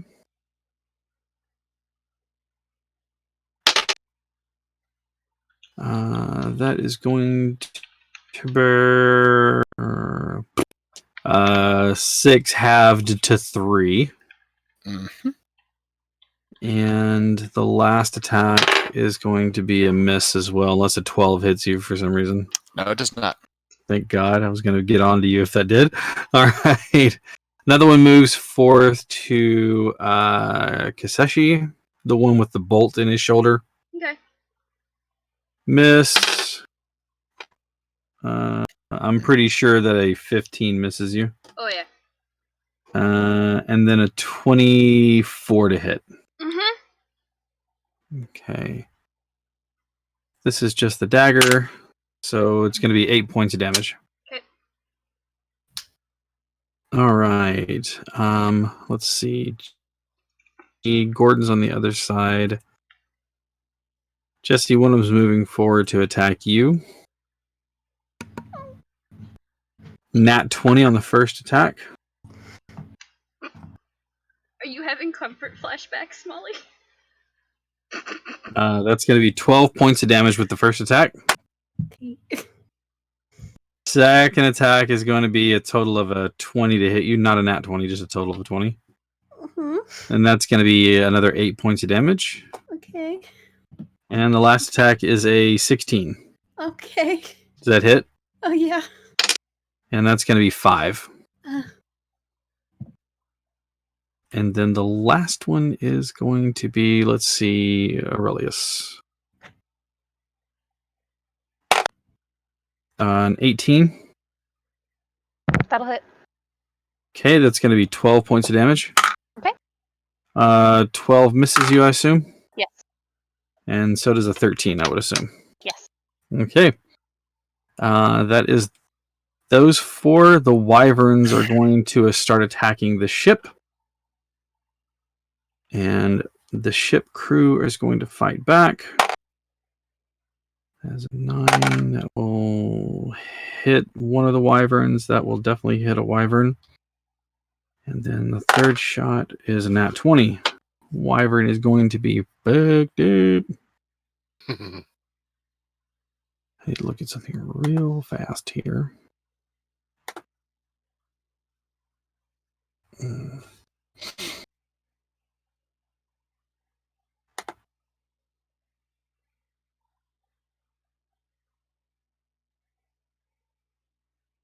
You're going to really appreciate this, Eric. Oh, Mm-hmm. they attack him with the Gatling gun. They are. A nat 20 with a Gatling gun. This is gonna Yeah. well. I've just got to find Mm-hmm. what I'm looking for.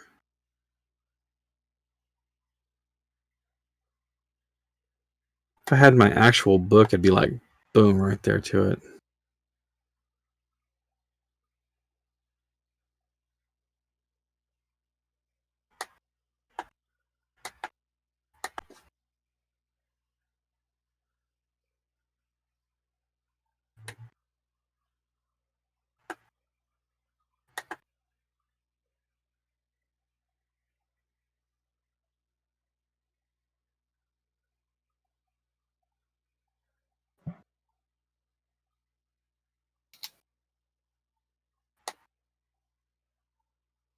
Nope, not what I'm looking for.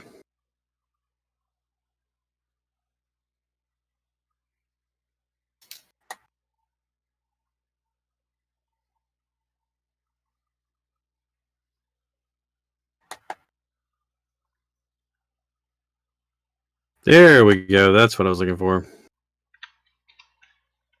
Do-do-do-do.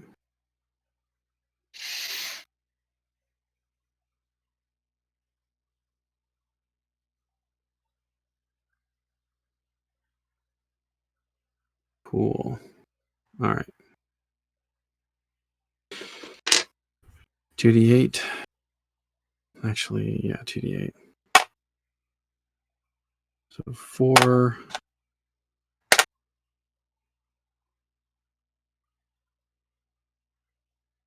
4, 10, 13, 23 points of damage. As it just, you hear as he sits there and rotates the barrel around, hitting one of the wyverns. It screams out in pain. Let's see.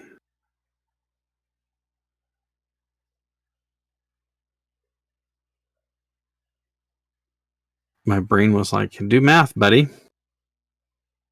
Wyvern is going to attack, and it will hit one of the crewmen with the stinger, and that stinger is going to do that much damage.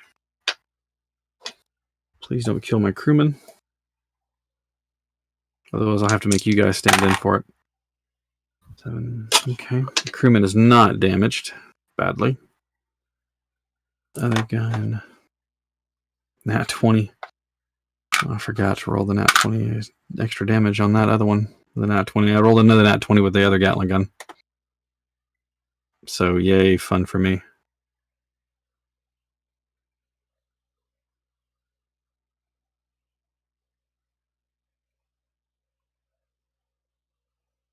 Keep getting those nat 20s. You won't even need us.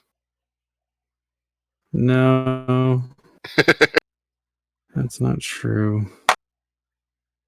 Okay.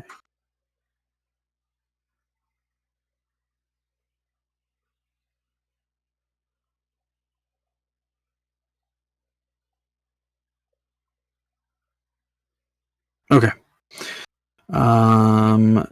The other wyverns you see come up on the other side of around the edge of it. And they do get close enough for you to swing your hammer at them and hit them now. Alrighty. First one is 18. It's only one attack because it uses your reaction, so it's just one attack. Right.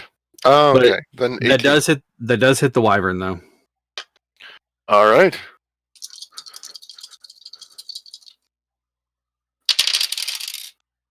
That is 13 damage. Okay. You're in large damage. I added it. 1d extra. Okay, 1d4 extra. Mm-hmm. So 13 damage, you say? That's right. Okay. Boom! As you comes up along the edge, the wyvern is going to try to retaliate and attack you.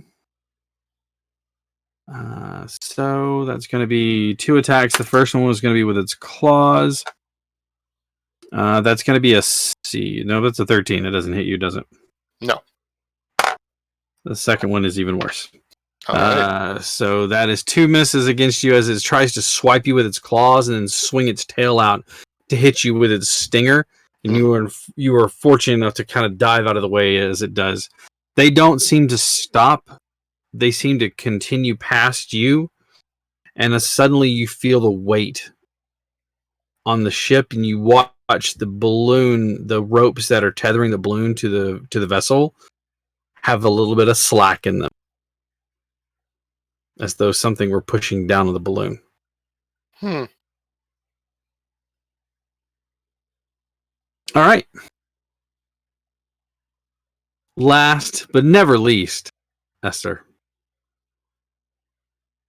Are the wyverns directly like on the ship, like on They're- the side of it? Yeah, they're like clinging to the side of it, and you can see 4 of them clinging to the side, and there are 4 men on deck, 4 people on deck. I'm gonna put all my d6s away now. Oh, were you gonna fireball? Yeah, if they were all out in like the air, it Uh-huh. was going to be a level 5 fireball. Oh, damn it! If I had only rolled a little bit higher in initiative, that would have been fun. Mm. But they're all on deck now. Mm-hmm. Oh yeah, they're all clinging to the ship, and then the 4 people are on deck.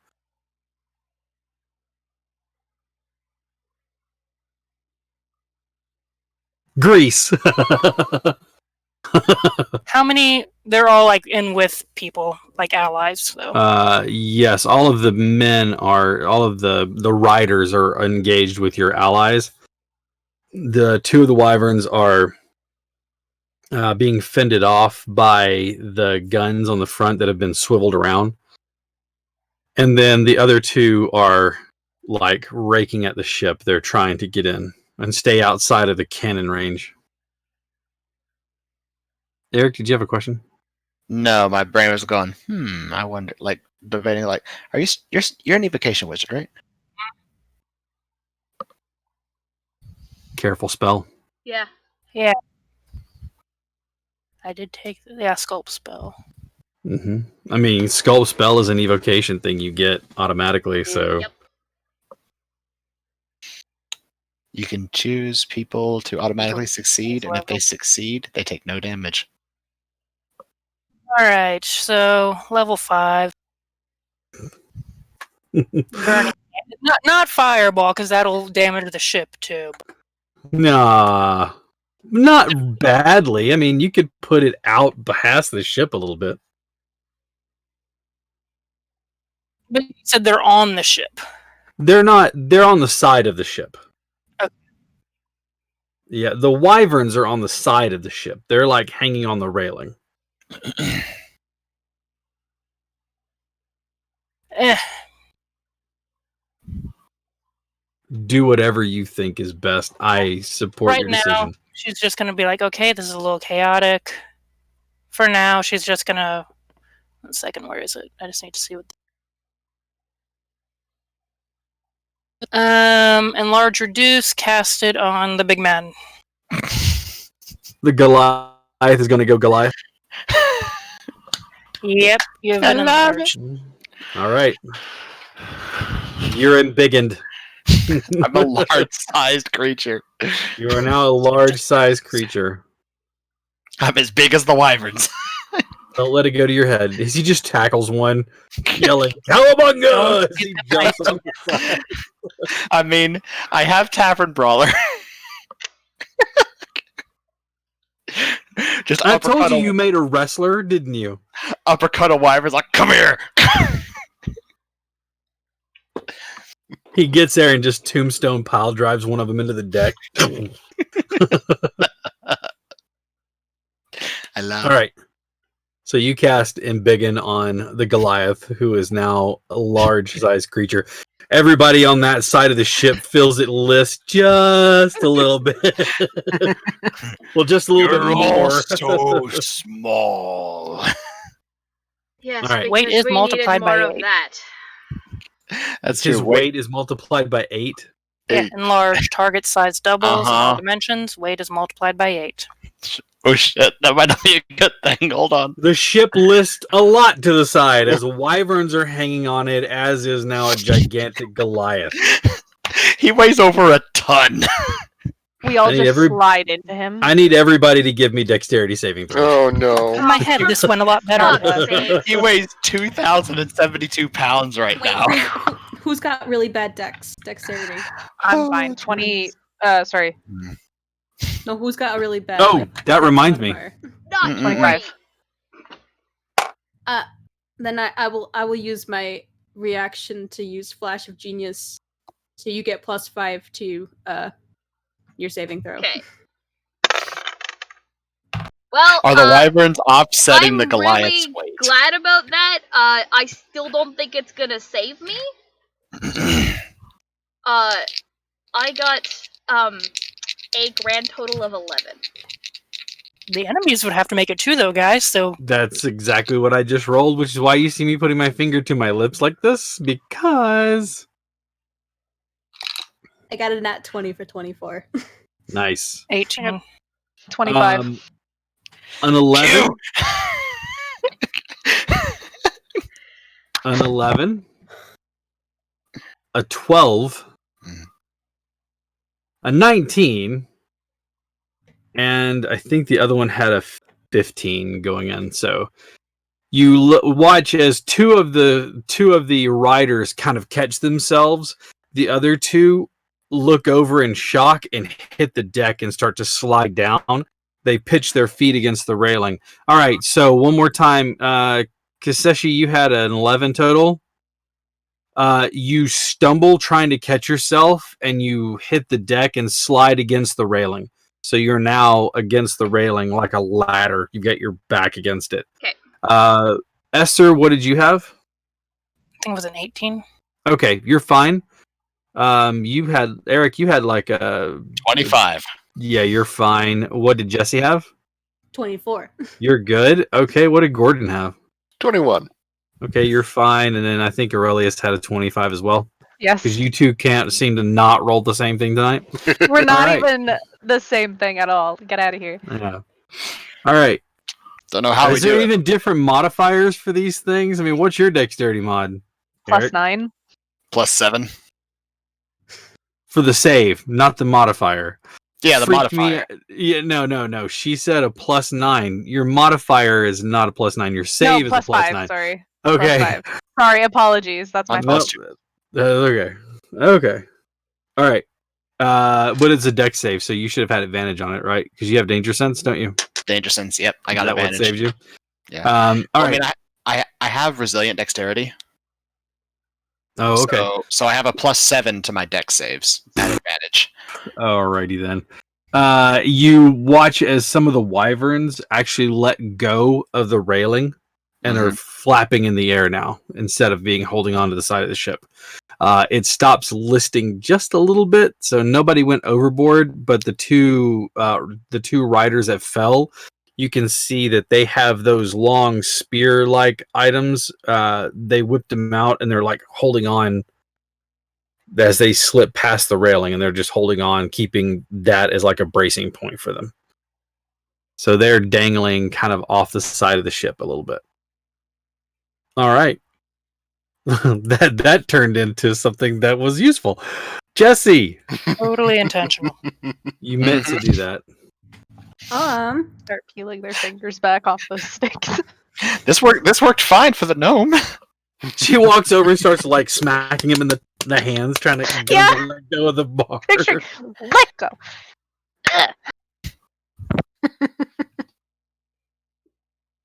Heats metal the spear. Well, the handle of it's wooden, so it wouldn't.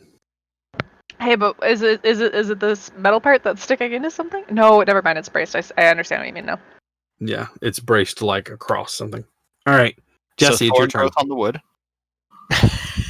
Stop it. Grease. Yep. All right, Jesse, what are you doing? I'm going to walk over to Aurelius and do a little tug on his cloak, and I will give him a potion that has the haste effect. You are now hasted. You get an additional melee attack, and a As bunch I of other, messed up my a bunch first of other, attack. a bunch of other effects to it. But the Haste. biggest one here. I was about to say, I was like, I really do wish not to be large. Thank you. No, you're not large. Does it And have what's to be great- melee? I thought it was just you get an extra attack. It's an extra attack. Well, it's an extra Okay. attack. You're right. It's an extra attack, not a melee attack. My apologies. It's one I was extra thinking. attack. These are potions, so that doesn't require your concentration. Is that correct? I believe so. Double check that for me just to make sure, because I know artificers are newer. So Oh, I got +2 to my AC. That's kind of nice. And you get advantage on dex saves. My speed is doubled. Ooh. Yeah. You speed. okay. Alright, I will It's check good that. because I had to go. Somebody else said it, and I just realized it too. A vendor Holyfield. Yeah. All right. So you're giving the potion to Aurelius to give them haste. Okay. Gordon. I'm gonna find the closest thing and I'm gonna whack it as hard as I can. That would be on the other side of the ship. It's gonna be a fun run. I What's just your picture him movement? like 25 sliding feet? down. No, it's now, I guess, 30 feet. Because you It's are bigger. 35 feet. Now it's 35 feet? Or is it always No, 35 feet? it's always 35 feet. Oh, that's right. Barbarian. Mm. Forgot. All right, Barbarian. You move across the other side. You can see one of the bandits is standing up on the deck of the ship, and you can get to him. Why are you here? And he starts to rage. Okay. And gonna start taking a swing. That's the wrong die. There we go. 18. That will definitely hit one of these crewmen or one of the bandits. All right. You're not hitting the crew. Preferably. Yeah. Maybe hitting on them. Give it time. Let's see. That's going to be 9 plus 3 for raging, so 12. 12. Okay. Oh, I'm sorry. I forgot to add the 4 for actually being a maul, so that's going to be 16. Okay. That makes my math easier. All right. Great. And Yeah, multi-attack. I do. So if that doesn't take him down, I'm going to keep going. Oh no, it does not drop him. That, though, is going to be a 12. That does not hit. Hmm. That is a miss. As your first one strikes him in the side, he turns around, now realizing that, oh, there's a new target in the area. Where'd you come from? As you swing them all around again, this time he jumps back out of the way of it. Your strike going through the air. All right. Avender. Well, It's an awfully deep subject for a shallow mind like mine. yeah. Where's the closest target to him? Probably about 10 feet. Okay. He's gonna sort of shift to where he is balancing the weight of the vessel. I mean, yeah, with your size, isn't like 15 feet melee range? No, it actually doesn't change your reach size. Really? Mm-hmm. Huh. One of the first things I looked at because I was using it in a battlefield a lot with my allies, and so unfortunately, it does not. Okay. Is something Makes still no within sense. 10 feet? Yeah, Okay, you can get to it without shifting the ship too much. Like I Okay. said, the wyverns, which were also adding to the weight, they Yeah. left off. So Okay. So yeah, he's getting to the first guy. That guy needs to give me a deck save. okay, nat 20 on the die. Okay. As he takes a point of lightning damage, just by A single being point. yeah, because I rolled a 2. He takes half damage. Ah, And I'm gonna attack him. 24. 24 hits.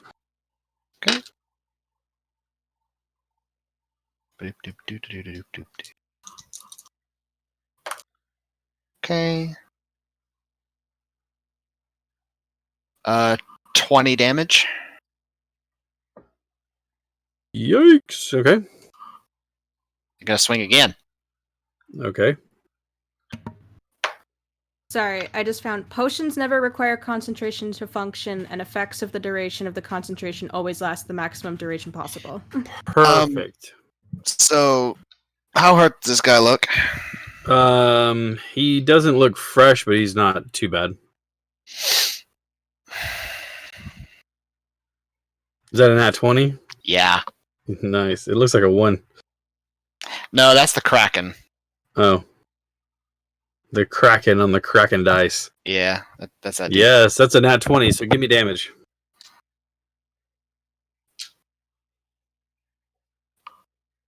This is gonna hurt a lot. Make sure you do know that's a +1 to your attacks and damage rolls, right? Mhm. Using the Giant Slayer axe? Okay, I just want to make Yep. sure you were calculating it there, bud. Yeah, I am.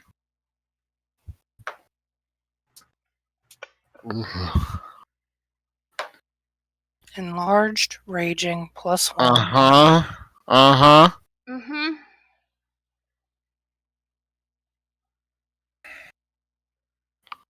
Oh, I get to roll the enlarged dice too. Do I add a third enlarged dice for brutal critical? No, Just 2. Okay. just 2. Because the enlarge is only for weapon damage. Or for the brutal is only for weapon damage. 42 damage.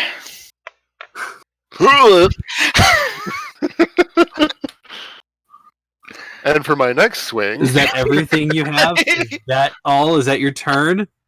Yeah, that's his turn. Good. It is a hard and heavy blow. As you pull the axe away from him, you can see that you've dealt him a grievous wound, but guess what? He's still standing Okay, hold on. on his feet. All right. After Avender is Kiseshi. So what's near me? There are 2 that are hanging off the edge, like hanging onto the railing. And then there's one that's about 20 feet from you that you just watched get like nearly brutalized completely by the Goliath Well, then I suppose I should let the Goliath handle that one. I have a feeling he won't be too happy if somebody were to take his And there's kill. one more that Gordon is pummeling with his weapon too. So there's two hanging off the edge. Mm-hmm. Okay. Just slice their fingers. She's Okay. she's going to do the quick release on the peace tie for her katana and draw it, and as she does, it is just right across both fingers. Okay. We're going to consider them prone. Okay. So go ahead and give me an attack on both of them with advantage. Because there is still a chance you can miss and hit the railing. Yeah, there is a chance. There's a chance. That is a total of 21 to hit for the first one. Does not hit the railing. That's good. I'm glad. Do you want the I thought you were damage about for to say that? it does not hit, and I was about to be very amused. I don't need damage for this one. And the other one is a total of a dirty 20. That's a hit as well, and no, I don't need damage. As you slice across it, you meet with meat and bone, and there it just slices straight through. It even you can feel it going across the railing as you do so. Neither one of them, you just hear, and they both fall. Their scream lost somewhere, and then from this distance, when they hit the water, it's like hitting concrete. Yeah. With nothing to break the surface tension as they fall. Well, you do hear a familiar as they throw open their suits and glide down. So they're out of, but they're out of, what's that? They're out of combat though. They're out of combat, so they have no means to get back up to you unless you don't get rid of. And where's the wyverns?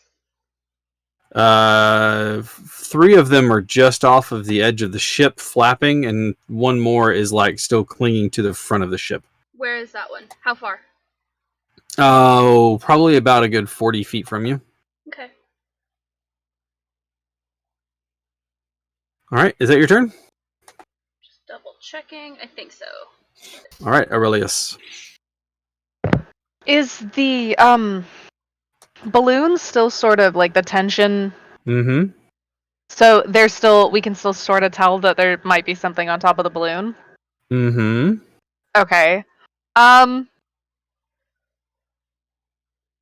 like to get to a spot that will let me see the top of the balloon, hopefully.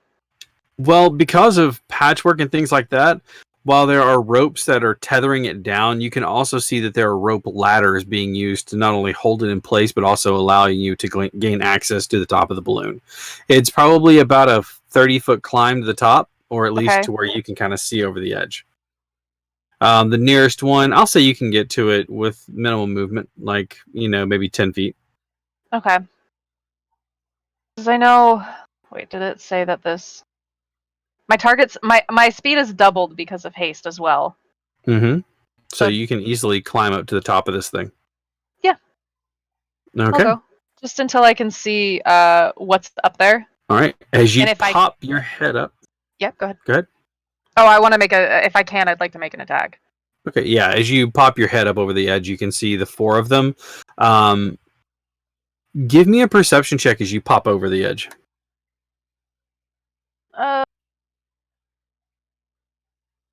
17.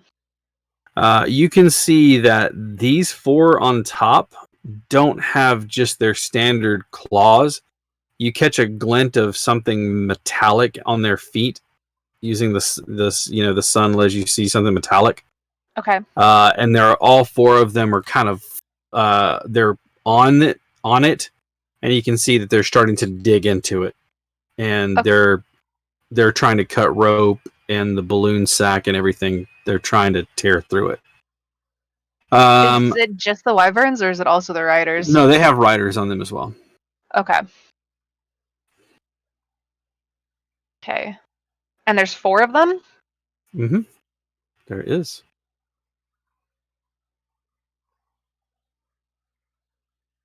Okay, I just want to... I want to see if I can manage something and then also still attack, but I don't think I can.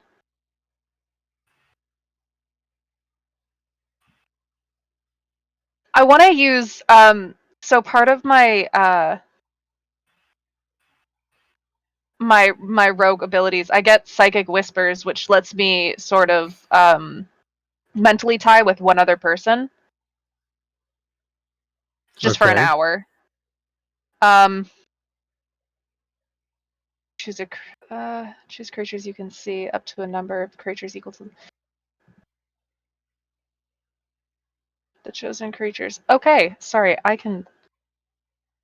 It takes up an action, but because I have two. Sorry, I keep covering my mouth. Because I have two attack actions. Can I do that and attack, or do I It's have to not. attack? You don't have two attack actions. If you take the attack action, you get two A attacks. double attack. Okay. Right. Haste gives me an extra attack. Is that just whenever I do attack, I get an extra attack? Correct. Okay. So you don't then, have an extra action. You just have an extra attack. Then I am going to hopefully stay out of view. What time of day is it as well? Sorry. It's probably it's just a little after midday, so it's still the sun's Okay. still pretty high in the sky. Okay, that doesn't help me very much, but I will use Psychic Whispers. So as an action, I get to roll my Psionic Talent dice, which is just a d6 right now. Okay. And I can choose creatures that I can see up to the number of creatures equal on my dice. And for an hour, the chosen creatures can speak telepathically with me and me with them. Okay. I'm basically just looking down at the party at this point. Mm-hmm. Okay, roll your dice. I only rolled a 1. Okay. So choose your target. Comes to area of effect. 2 boys are big. 1 is slightly. I'm gonna go with Esther. Okay. Sarah, that was the best face ever. So that little bit of panic set in there. I'll just like quickly explain it. Don't worry, it's Relius. It's just a talent. We've got a problem on the top of the balloon. No shit.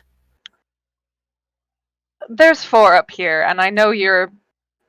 I'm on my way.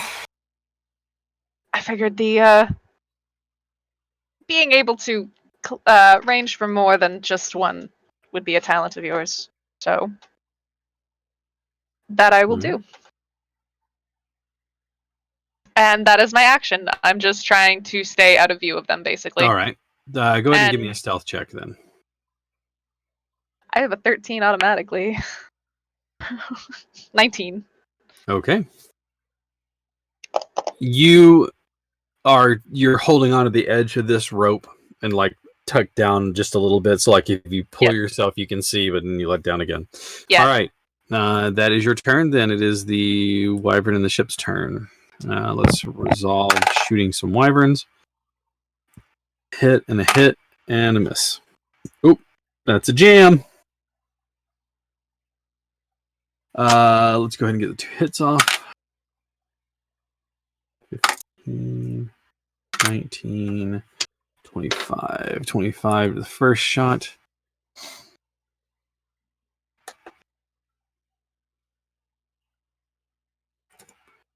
And then that you watch as he's turning it, and as he starts to, the gun won't turn anymore. He immediately just takes the handle off and throws it down and kind of abandons the gun and starts moving towards like you guys. The other one hit and jam. So the other one turns and fires. He gets 1 crank, and same thing. He can't turn it past a certain point. He is going to get shots off on that one. Let's see, that's 11. All right, and then the wyverns are going to attack. 2 of them swoop in to try to hit the Goliath, the biggest of the Goliaths. Not to say that you're not important, Steve, but you're not as big. All right. Still not technically human sized, am I? No, you're medium sized. Oh, I am. Oh, okay. Because it doubles your gnomes are like 3 to 4 feet, so it makes you like 6 to 8 feet. All right.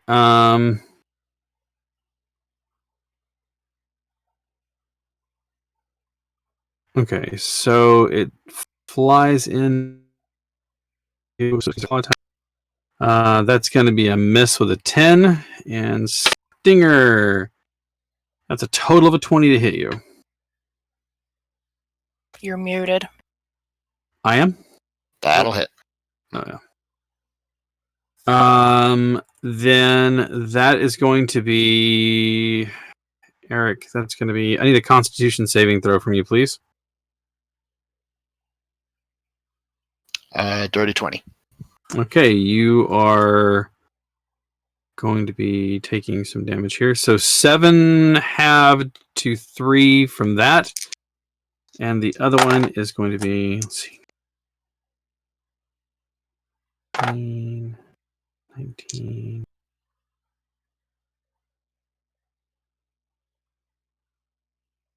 25 poison damage, halved to 12. So 12 poison damage.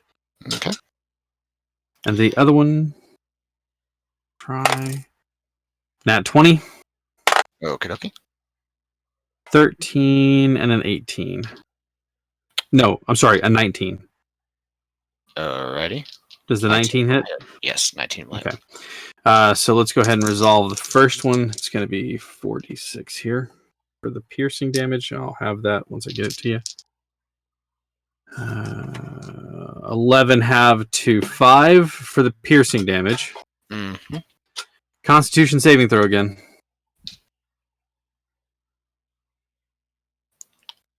$25. Okay.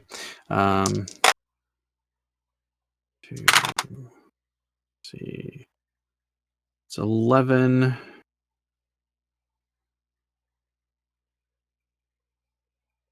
16. 22 halved to 11 on that one. And then the claw attack is this many. 10 halved to 5. Okay. So there you go. And that is 2 of them. And the other 2 are going to try to swing in. And actually, they peel off and dive. The other 2 drop off of the ship and dive down out of sight. Taseshi, looking over the side where you saw the 2 guys fall, their wingsuits still out, you watch as the 2 wyverns are trying to descend and get to them. And with 80 feet of movement, you easily watch as each one of the wyverns gets underneath them and then banks their wings out completely, opening up their wingspan. And the riders aim, and you watch as they grab the harness piece, and then they mount back onto the wyverns, and they start to turn and ride back up. Okay. That's their turn. The ones on top are going to just continue what they're doing. It looks like they're trying to tear open the balloon, but they're having some difficulties for some reason. Esther, it's your turn. She's going to use her movement to get up one of the ladders. Okay. It is 30 feet up into like where you can peek over the edge. How close together are these buddies? They're all pretty close together. I mean, they're bunched up. Knowing what she knows about magic, could she theoretically, like, cast a fireball above them and hit them with the bottom half of it? Mm-hmm. Okay, how many of that would it All. get? It's a 20-foot radius, so all of them. Okay. Just kind of looks over, like, just watch your eyebrows. I mean, if anything, they'd get a bit You of need color. dex saves But from me, don't you? Yes, I do. Dex save 17 is the DC. Is that with the war wand?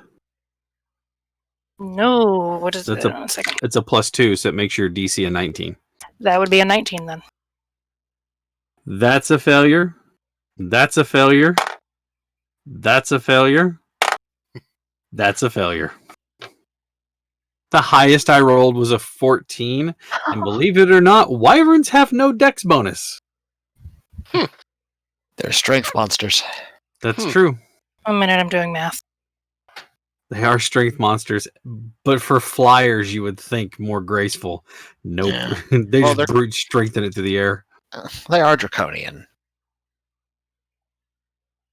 I mean, yeah, they are draconic. I mean, they are large dragon type. So technically, Jesse won the bet. 47 points of fire damage. I'm sorry, how many?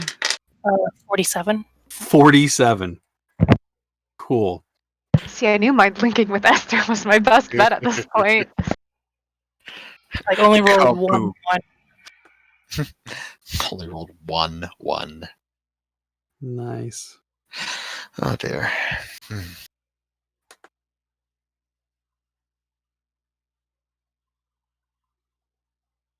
Okay, hang on a second. Okay. My brain was doing math, sorry. Never apologize for doing math.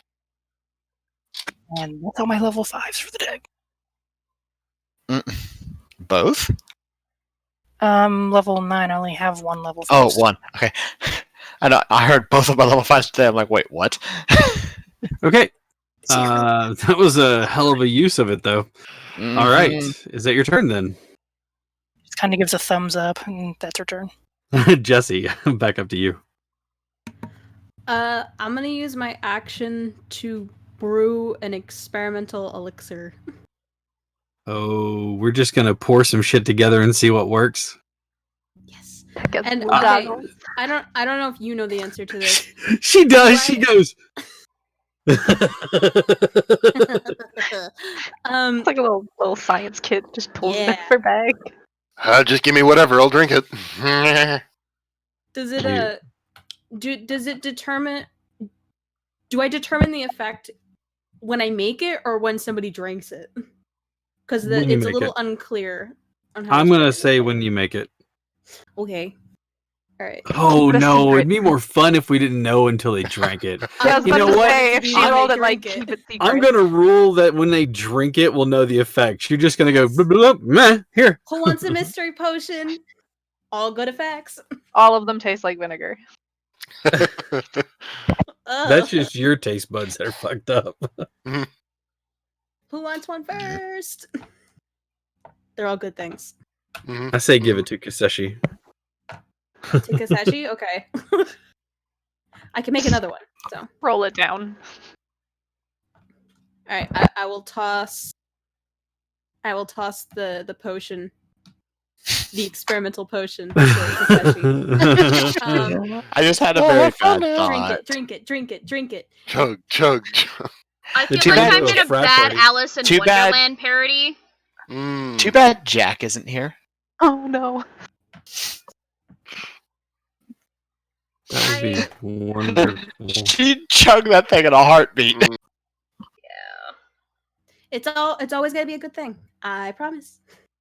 I don't know you enough to It take tastes that like both promise types at of anything licorice. more than What kind of face leader value. doubts their what kind of leader doubts their party's potions?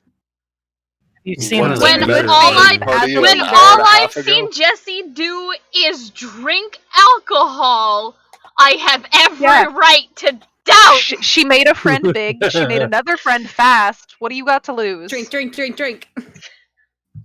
I mean, that's a point. You watched as one friend got zippy and one ally got big.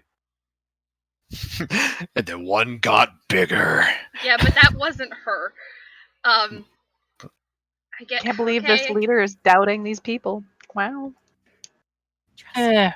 Again, all I've seen her do is get drunk. I didn't get drunk. I just heard got intoxicated. experimental potion, and I am concerned. This sounds Maybe like you don't even know what this is gonna do. I don't. So drink it. Let's find out. That's what I'm saying. That was in the okay. So here it is. In the heat of combat, you watch her run over, and she gives you a potion. Now, she doesn't say anything. She says, "Here, drink this." Now you watch two of your allies get a benefit from it. So, in the heat of battle, what decision would you make? Tosses it overboard. And again, you can base this off of his personality too, or her personality too. So if she's a calculating one, she may not. But in the heat of battle, what would she do? Well, we've got threats coming back. Albeit some of them missing fingers, but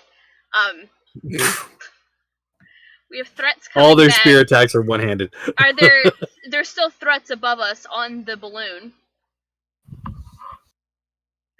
Jesus. Okay. No, she'll drink it. Drink it. Goody. Now roll to see If what effect I it get has. the negative effect, she is gonna throw you overboard There's into no the negative ocean. effects. They're all positive. They're all positive effects. One thing that you're guaranteed to get is temporary hit points. So let me roll your hit points first. Handy. Ugh. Good. I need to look It's up not that good. Outcast just to But see still, what 8 temporary hit points. 8 is better Oh, than that's none. pretty good. Yes. Now let me roll your effect. Oh Lord. Da, da, da, da. Da, da, da, da, So da, da, da, da. Drum roll. It's not wild magic, so. No. She's a plant. Swiftness. The drinker's walking speed is increased by 10 feet for an hour. You're faster. There you go. She That's got not the bad. zoomies. Alright. You got the zoomies. It could have been better. It could have been fly, but Yeah, there's you get it's either healing, swiftness, resilience, boldness, fight, or transformation. So I got swiftness, that is what you're telling me. I just imagined this large sized Goliath getting fly. Oh God. What's the next one? That'll be my next. Da, da, da, da, My da. next. Oh, I can make Alright. one more. after Jesse is Gordon. Gordon's just like me, like his hand handed over. Gordon goes, Driggy, Driggy! as he's Give 6 him. feet tall now. Yeah. He's just like grabbing, like hand it over. Give it to me. Give He's it got to like me his now. special goblet and a holster on his side. His drinking horn. Let's go with Holds that. it up. But at this point, he's still wants a piece of something. So if nobody else is on the deck and everybody's up on the balloons, No, there's still two on the. There's still. Well, oh well, then yeah, I'm. there's still one on the deck, and there's still like 2 wyverns that are now there. Oh, I forgot the wyverns were back there. Okay. Mhm. Well, I'm still gonna go for the riders who are there. Let's see. Mhm. Not gonna get in the way of the other barbarian because that's always trouble. Generally speaking, yes. Yeah. Yeah, just the next nearest rider.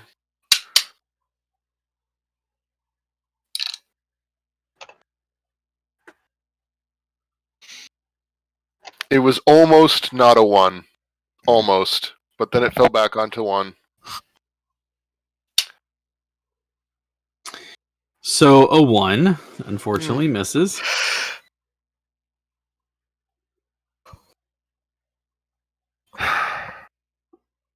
Well, I guess I can do my second attack, though. I would tell you to do that, yes. Yeah. That's a bit better. Yeah. Yeah, so, 20... Oh, yeah. something. 20 I something can't hits. math right now, I have the dumb. Alright, so then that is going to be...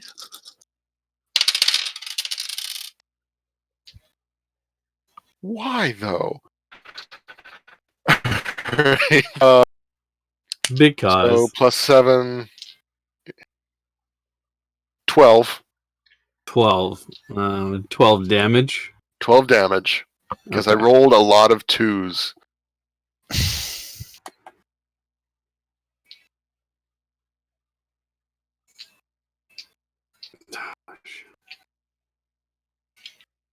Uh, 12 from that would be that much. Okay. All right. And that will be it for me. Okay. Avender.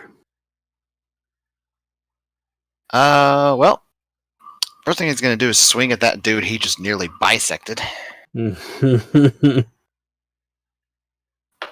Just bring the flat of it crashing down on top of him. Basically, 19. Hit. Your minimum damage is going to kill him, so don't even worry about it. Okay. All right. No. He's gonna leave the axe embedded in the guy as he drove it into the deck. Mm-hmm. Letting go of the axe. He's gonna turn to one of the wyverns and deck it. Okay, go ahead and roll to attack. I got a Conan flashback where he punched the horse and just knocked it out. What are you, okay. Mongo? What was it? Was it a camel? Or was it a camel or a horse? It was 15. a camel. A 15 hits the wyvern. Okay. So this is 2d4 plus 8.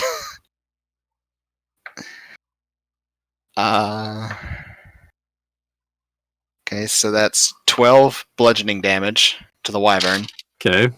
And I Humiliation damage does not count. no. I need him to make an athletics check for me. And I get one at advantage. Okay.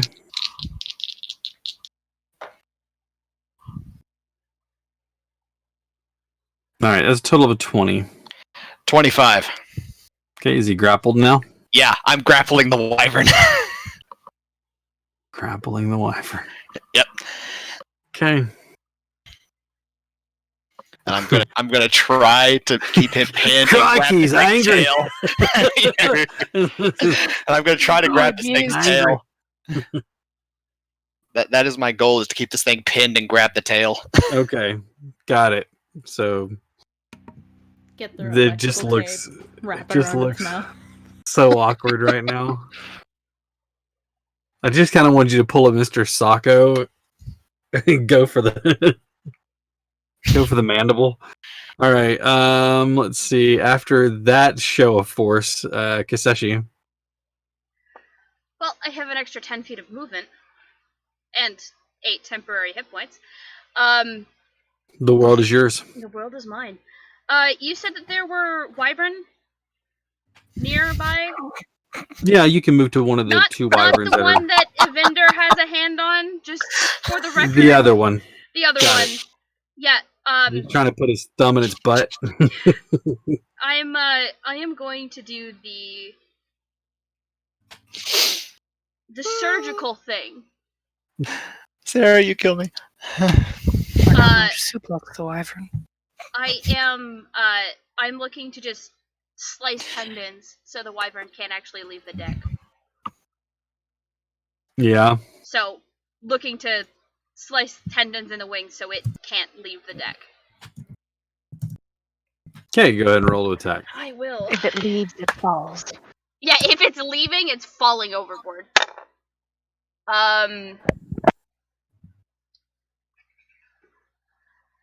That is a 12 to hit, and I feel like that doesn't hit. That does not hit. Yeah, I didn't think so. However, what about an 18? 18 does hit. Yeah. She is two-handing her katana. Means I need a D10. You are using longsword stats for that, I assume. Mm-hmm. Yeah. I looked it up. I looked up what the equivalency was for the katana. It is the longsword. Indeed it is. That is max damage for a total of 14. 14 damage to this other wyvern. Yep.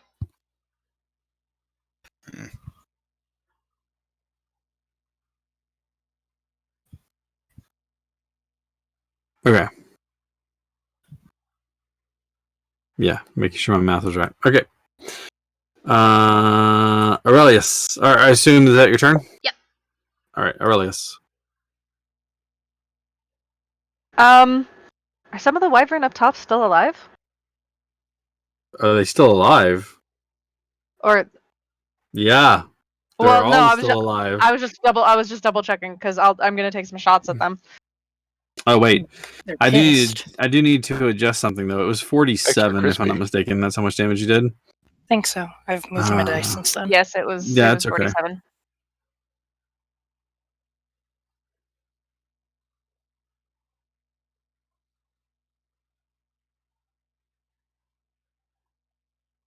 Okay. Sorry, I'm mathing again. I forgot. Not only did the wyvern take that damage, but so did the riders. And since their dexterity was based on the wyverns, because they're currently attached part and parcel, guess what? All the riders took a shit ton of damage. They are all looking rough. Even the wyverns are like trying to recoil and recover from that. Next, you need to do a 4th level fireball, and then a 3rd level fireball, and everything's dead. More fire! More fire! I mean, I was. I'm so glad that one of the things I was contemplating giving you was a wand of fireballs. You don't need that in your life. Oh.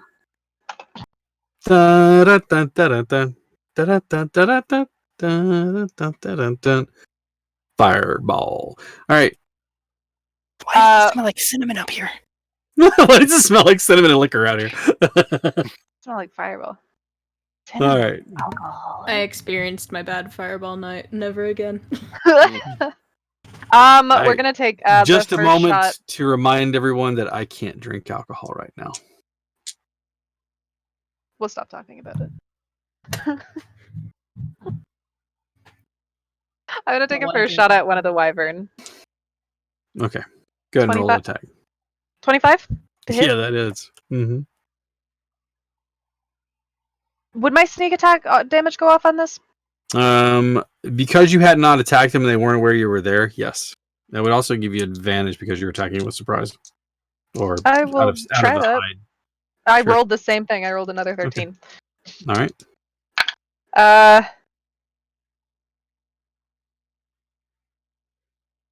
19 damage on that first hit. Okay. To a wyvern. 19. 19 damage, yep. I'm gonna hit the same one again. Ooh, 12. 19 to hit. Hold on. Okay. Yeah, that hits too. That's 13 damage on that hit. And I'll go for one more attack on that one if it's still up. It is still up. I'm gonna hit it again. Maybe 16. That hits. Oh, Yeah, wyverns don't have high AC. 8 damage. 8 damage on that last one. He is still up. Baby but he damage. is Baby damage. not Okay. 80. 8. Baby damage. Little I tiny thought you baby. said And I'm 80 gonna damage is like, no. yes, 80. No, and then I wanna like try and if I can, he just wants to like stick his leg in between some of the spots because it's a rope ladder, right? Mm-hmm. He wants to like sort of wrap his leg around just to kind of keep him balanced in it. Sure. Okay. And if something tries to grab him and or push him off the ladder, it at least gives me a little bit of Stability to try stability to to hold on to. Yep. Okay. Because he's not holding on with his hands right now. And is that your turn? Yes. Okay. It is the wyvern's turn. And the ship. You watch as they crest the edge. The two of them that were falling now rise up, but as they get right above where you can see it, there is a thunderous roar from the side of the ship, and you all feel the ship buckle just a little bit as it moves from the blast of its own cannons going off. Hit. Caught it. And another hit. For a bunch.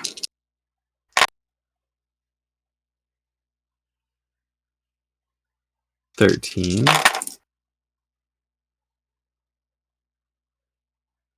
25, 29, 34.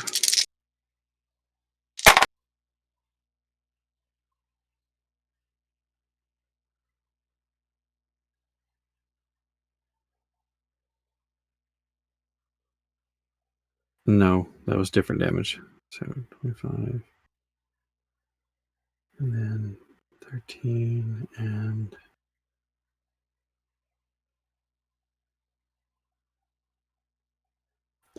Okay.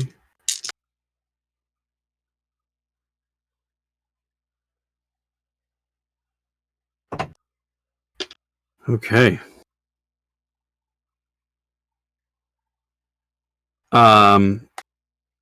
There is a scream, and two of the wyverns, they don't fall, but they kind of like lose their... You watch Kiseshi as they...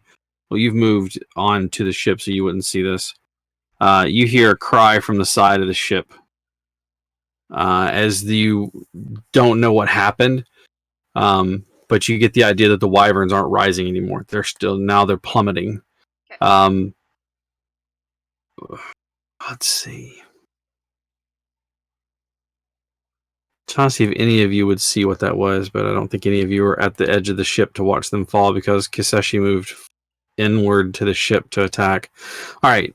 Would we see him hanging off the edge of the balloon? You actually would, Esther. As you hear the scream, you look down and you can see chains have wrapped around the two wyvern, pinning their wings in.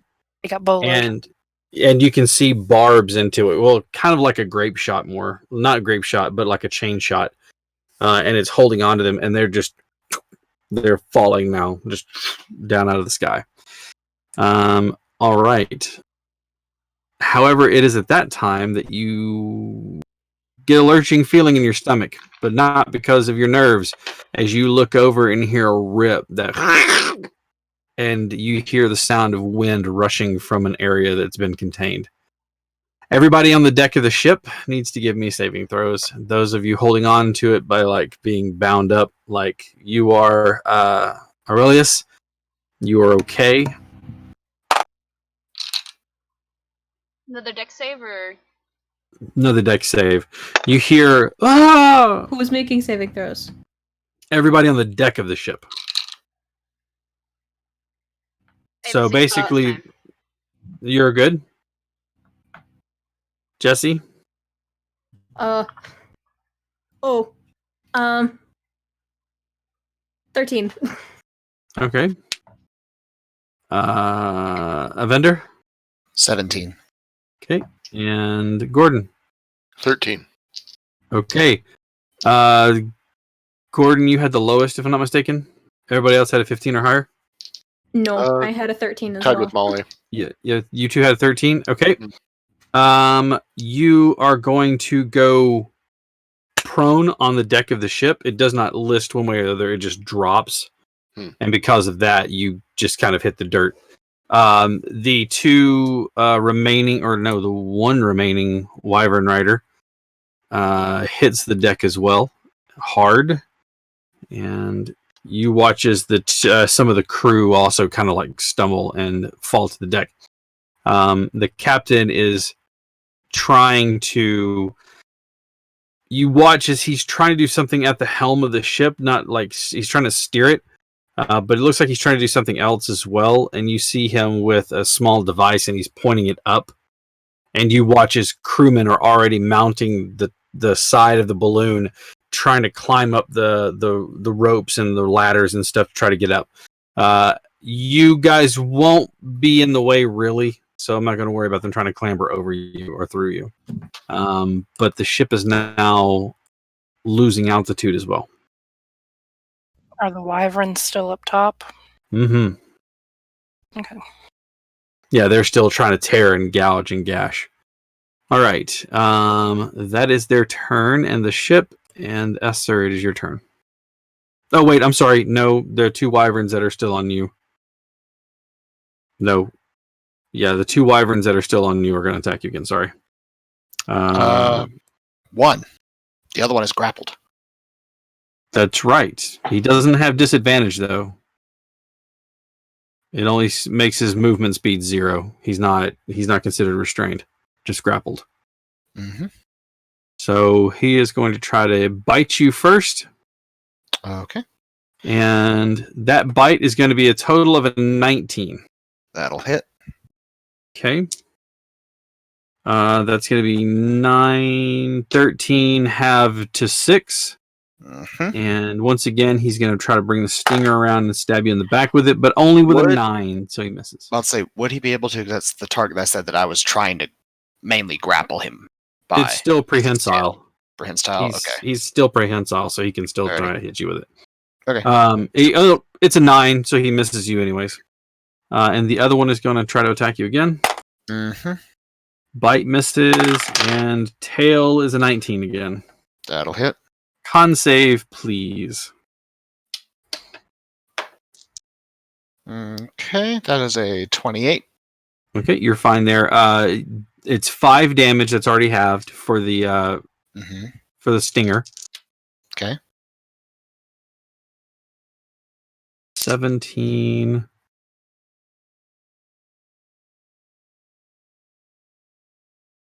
$23 halved to 11. So 11 points of poison damage. How you looking?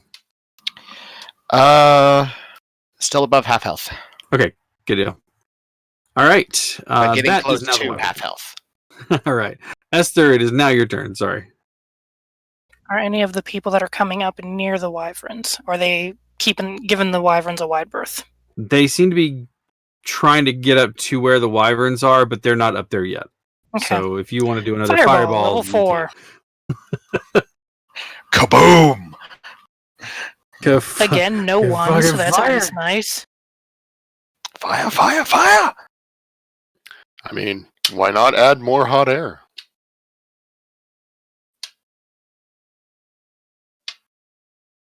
Mm. All right. Me just sitting here quietly going, I'm glad I'm tanking these wyverns for the rest of you.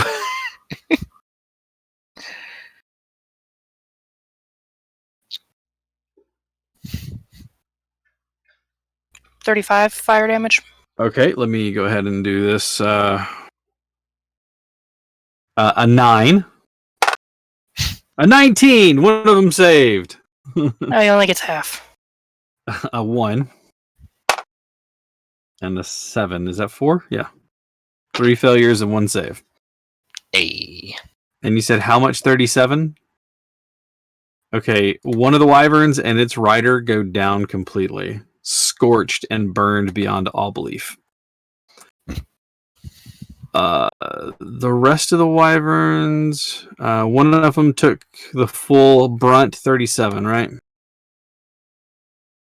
Okay, let me do that math real quick. It's 56. Okay. And then the others are going to take half of that, which is 18. Yep.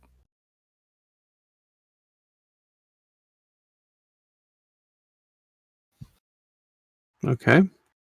All of the riders are dead. Cool. Every single one of them are dead ski. Now you have unfettered, unaccompanied wyverns. All right. Is that your turn, Esther? Yep. Jesse, it's back to you.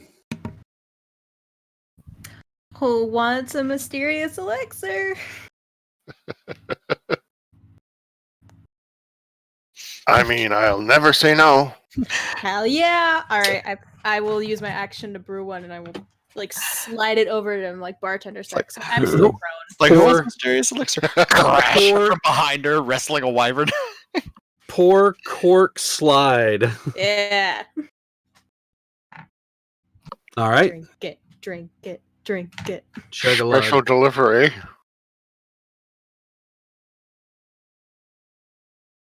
Oh, we're waiting on me. Okay. Yeah. I need to look at my list again. I lost it.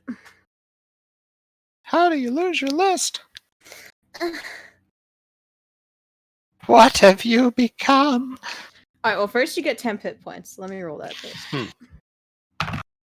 You get 10 temporary hit points, Very nice. and your potion effect is flight. Yes, it is. The flying You barbarian. get 10 feet of flying speed. Oh, You can have one too. I can make as many as my first level spell slots can handle. Okay. And then after that is, hey, it's Gordon's turn, Flyboy. yeah.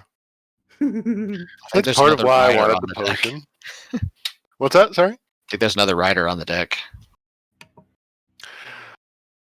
Well, I guess I'm just going to have to Mm-hmm. get up for half speed, because prone. Run over and... Just fly up. No, I'm going to grapple him off the edge. Okay, so you're using your part of your movement to get to him. Mm-hmm. So you get up and get to him. You probably have about, let's say, 5 feet of movement left after that. So you won't be able to get him off of the ship yet. But go ahead and roll to attack to see if you can grapple him. Fair enough.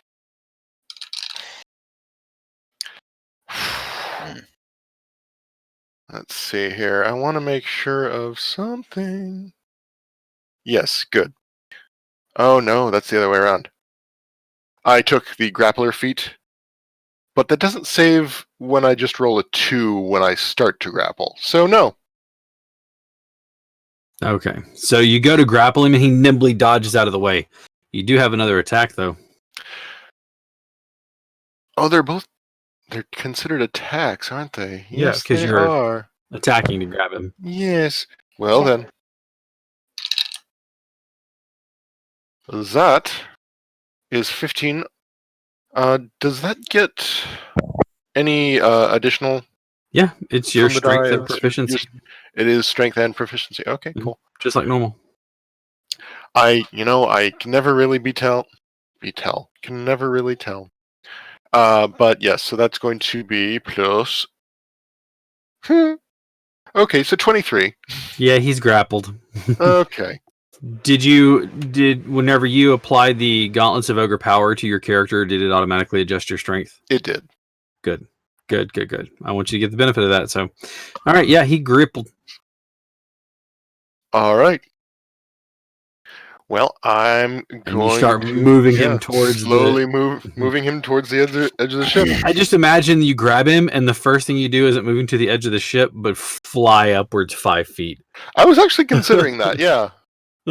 No. All right. I mean, if I can do that, I'll do that. Yeah, absolutely. Avender. So, do I need to make another contest with this? Yes, we do. Okay, cool. You've made it. You don't have to roll.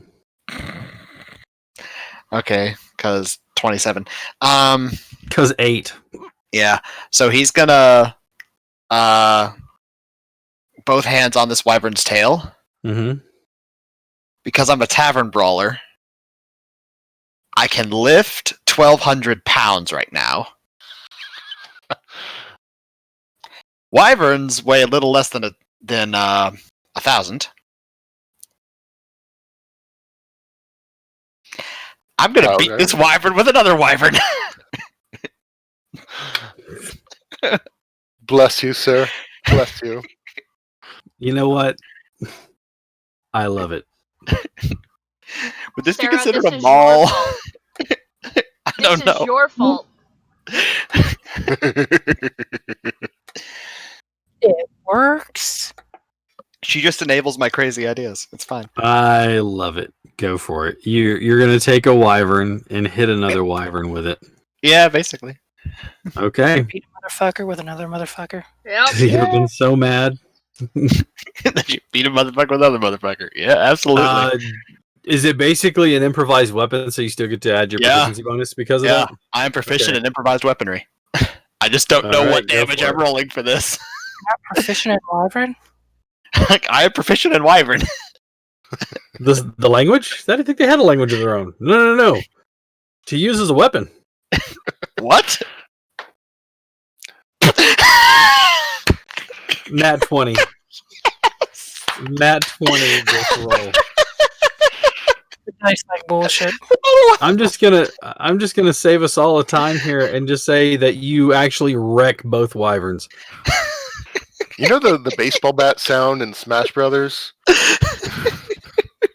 I don't even know what to roll for damage on this. I don't even either. Dear D&D Beyond, what is the base damage when you hit another wyvern? With Yeah, a I need the community to this ring in on this. first- What would be the base damage if you used a wyvern to hit another wyvern? Oh my word! Wyvern on wyvern violence. I mean, Hot wyvern on wyvern action. I've said the word wyvern too much now. It doesn't even sound right. All right, Perhaps I'm gonna have to. 4d12 since they're fairly large. Yeah, that sounds great. 4d12. So 90 90-12 damage. brutal critical. Because why not? I need a dice Remember- roller for this. I don't have that many. D12. Actually, no. I'm gonna say 2d12, doubled to 4d12, so 5d12. 5d12. Okay, That makes more sense. so 5d12 plus a d4. Remember Plus- that chart I showed you to calculate the rock damage, the boulder Oh, damage? God, yeah, I what remember I'm that. thinking about. So Yeah, where's that at? Let me hold on. I'll find it. God, that rock falling on him Okay. is so great. I did 250 damage in one turn by casting rock. so that is 58 damage. 58 damage. It literally cancels out both of them. You ever see? It's like when the unit hit that pigeon with a baseball, just leather and blood splatter. Neither one of them had that much HP left. So As I realized that our Yuan-Ti Pureblood is right in front of one of those wyverns as it got it. you are just covered in sick right now.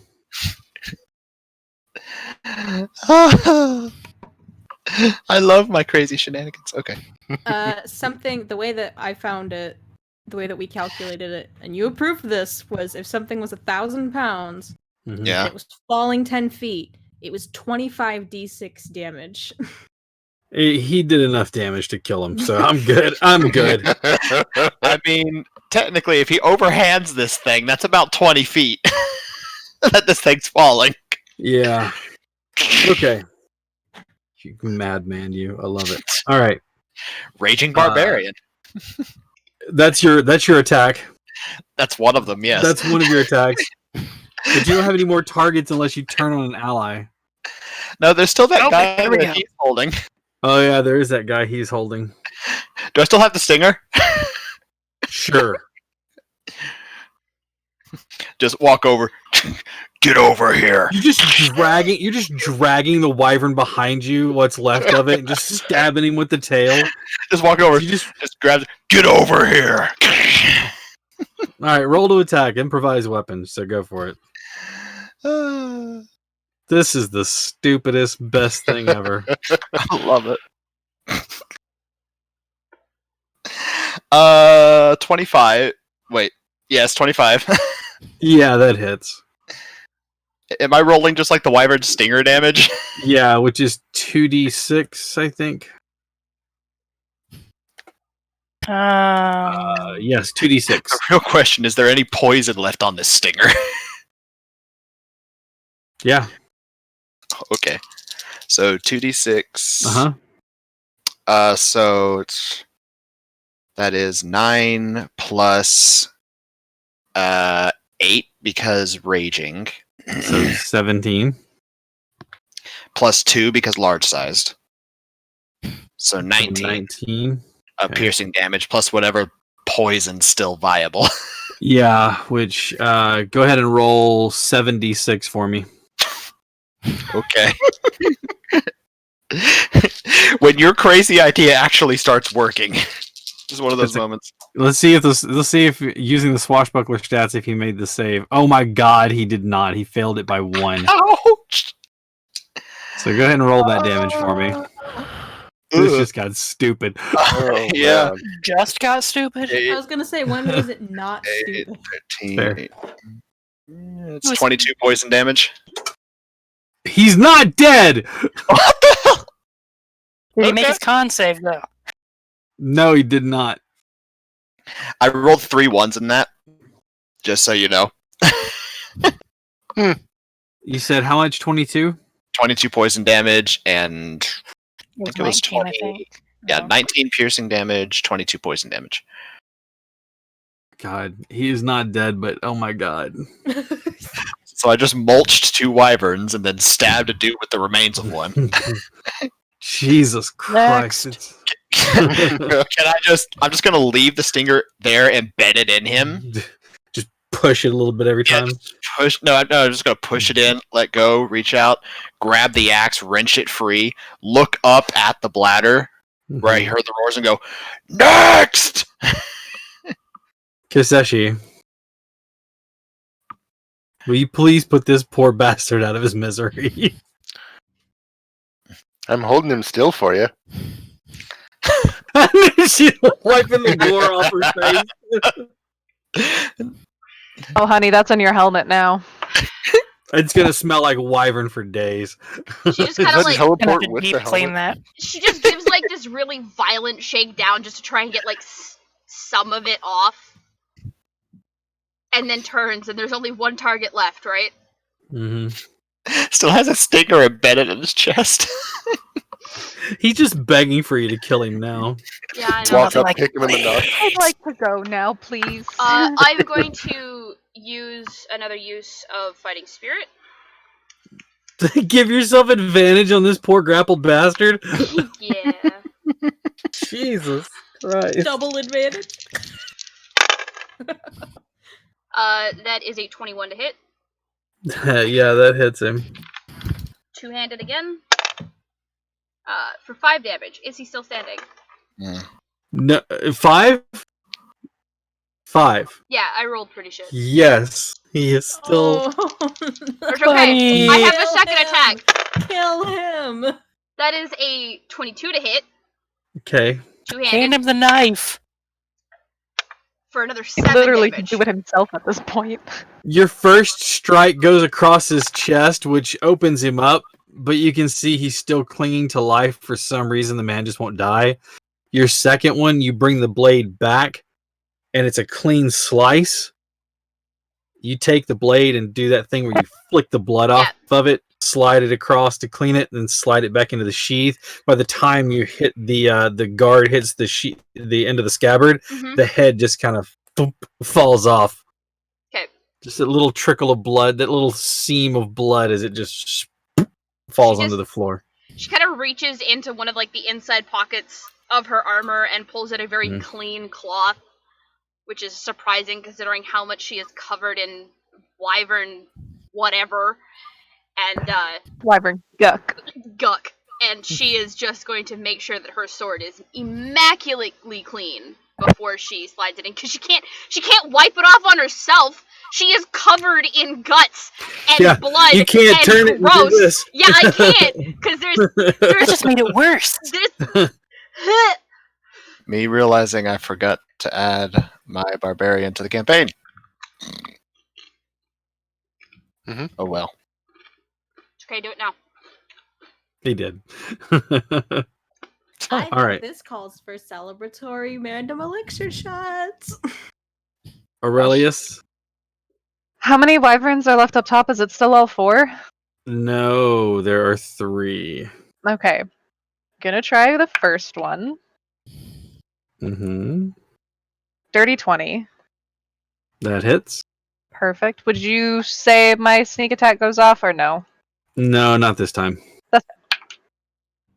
11 damage. Okay.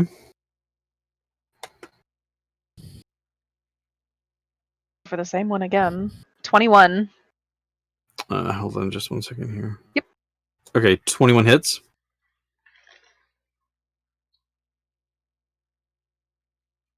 Damage. How much? 12. Okay. This one's gonna take one more shot, I see. 30 to hit. Yeah. 13 damage. Okay, he's still up. Motherfucker. But you can see that he's like, it's barely clinging to life Arrow right now. 1, go to sleep. Shit. Arrow 2, go to sleep. Go to sleep. No? Okay. Sliding back down a little bit. I'm thirsty. It's nap time. Go to I'm thirsty. Tell me a story. All right. It's time for you to die. The end. The end. Once upon a time, you died. The end. Once upon a time, you need to die. All right. And like it that is now story. the Wyvern's turn. However, you watch as without riders and with being harried, they take to the air.